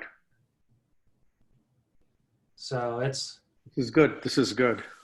It's pretty, you know, so for me, for lean, it really is like idea, customer discovery, and the assumptions, all the stuff that we talked about today. Yeah. If you can focus on that and get rid of those, you know, prove or disprove the assumptions. And I think the second part, and being part of the angel group, I'm sure you're very familiar with this, is the concept of coachability. Yeah. And I tell you, there are people who, I mean, they're just, you can tell it's going to be very difficult. Yeah. You can tell right from the beginning, the chemistry shows. And, I'm so convinced. And, 20 years ago, I might not have said that, but today, nobody has a monopoly on solutions and great ideas. And if people have to be open to, getting coached. And it doesn't have to be coaching from me, it's somebody else. Yeah. Well, most importantly, your customers, right? Yeah, I call a supply chain expert and say, hey, talk to this person. And if the person says, no, I got it under control. I mean, you're putting the companies at risk. And you just, Yep. Yeah, that's a good. Yep. So I would definitely, I mean, those are the parts that I try to leverage the most, is just build that framework of assumptions and then be open-minded that you're probably wrong. And the goal isn't to prove yourself right. The goal is to identify which assumptions are wrong so you can get rid of them. Correct. So that, and then the measurement's a big piece in there. Yes. Eric Ries had, yeah. But, let me ask you a question, completely separate from here. First, I just want to say thank you so much. Thank you so much. I appreciate your time. How do you invoke the recording feature for this? Because when I'm doing my modules for my students, one of them said just the other day, can we record it? And I tried recording it, and for the life of me, I couldn't do it. Huh. Well, I think first you have to be the host. I am the host. Okay. And then it might be a setting in the Zoom account that I think there's. Go to my Zoom account and enable it. That's what it is. I think so. I'm not 100% sure, but I think so. All right, I'll check that out. I think that's what it is. I have to enable it in the account. Yeah, and I think there's a couple settings, like you can disable cloud recording and stuff like that. Yeah, no, I have the account. It's the special account that goes more than 40 minutes. Mm-hmm. I got it. Okay, that's what it is. I'll do it over there. Well, if there's anything I can do, Micah, in the future, if I can be of any help, if our students can be of any help, I'd love to stay in touch. Yeah, absolutely. Likewise. And thank you again for your time. Of course. I really enjoyed doing these, and this one was fun because it was, I like being able to work with people that, have a foundation of this sometimes too. So it was kind of cool to work through it. Jeff, perfect timing. I've been listening all along and doing other things. So. That's great. That's excellent. Yeah, if you guys are ever here in the Johnson City area, Kingsport, would love to get together and go get some drinks and meet. So Heath Gwynn, David Nelson. I know David a little bit. Yeah. Then so at ETSU, there's a gentleman with the name of Dennis Depew, Alan Gorman in our college. Okay.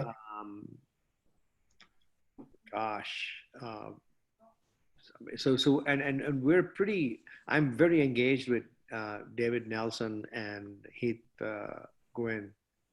He actually was going to be a guest speaker for a pitch competition that I'm organizing for ETSU, but because of COVID, we can't do the in-person pitch. So we tried looking at doing it online, but guess what? We had press, we had media, we had radio stations lined up, TV, we had friends and family, and it just was hard. I was trying to figure out how to do it on Zoom. Mike, like I say, Micah also helps us at Tech as a judge, and so Wednesday night at midnight was the close for they call it EagleWorks at Tech. Yeah. So we had 9 teams that stuck it out, but we're not going to have we normally have 18 to 20. So at least this time we don't have to have preliminary judging. But yeah, it's going to be strange doing it online because that's where we really interacted with the students was in person. So We're going through exactly the same thing. Yeah, and I think you're right. You'd have to have pre-screening before you get to the actual Zoom top 8 or top 5, which is much more easily done in 4 hours in person. You don't need pre-screening. You just judge them all at the same time. So we're grappling with that now. Yeah, well, we've gone through the same thing, and it's so, it's so strange because over the last year or so, we really got it down pat. This is our 6th year, so Wow. we really had a good system, and then this happened, right? Wow. Anyway, well, thank you guys. Thank you so much. Well, yeah, it was a pleasure meeting you. So, yeah, like I say, I can't remember, what's the name of the restaurant, Micah, that has the pimento cheese appetizer? Oh, it's right by the, what was it? Was it 𝓟𝓻𝓮𝓶 Sweets? Yeah, they're kind of close to Panera Bread. What was the name of that? Town Place Inn and Suite or whatever. I don't know. It's a brand new hotel. It's right off of what? Oh my gosh. There's a biscuit company right over there in that strip mall. Where's this now?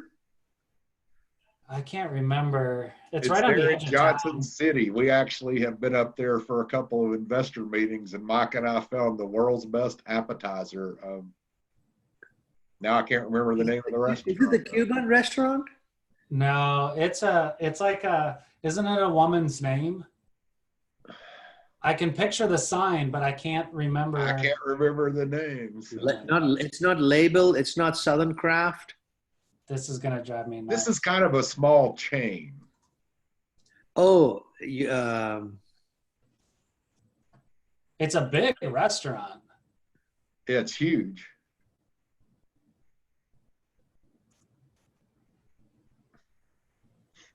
oh, not Looney. I know who you're talking about. Yeah. So anytime you want us to come up there, we'll come just so we can go there, right? Cootie Browns?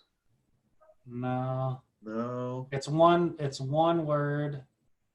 Not Luft. It starts with an L. Aubrey's. No. Aubrey's, yeah. Is it Aubrey's? Yeah. Is it Aubrey's? Yeah, that was it. Yeah, Aubrey's. So they have a Tennessee-made cheddar cheese that they make pimento cheese out of, and it's probably the best appetizer I've ever had. My God, I have to go try it. It is We had really homemade good. crackers. Remember We'll that? definitely plan on something when you guys are here. Yeah. Yeah, that'd be fun. All right. Mike and I get induced to travel by where we can eat or drink beer. So. That's very true. That's very true. Yep. Absolutely. Yeah. Okay. Right. Thank you All so right. much. Well, everybody have a good weekend. And You too. Enjoy the beautiful day. All right. All right. All right. Take care. Okay. Thanks again. Guys,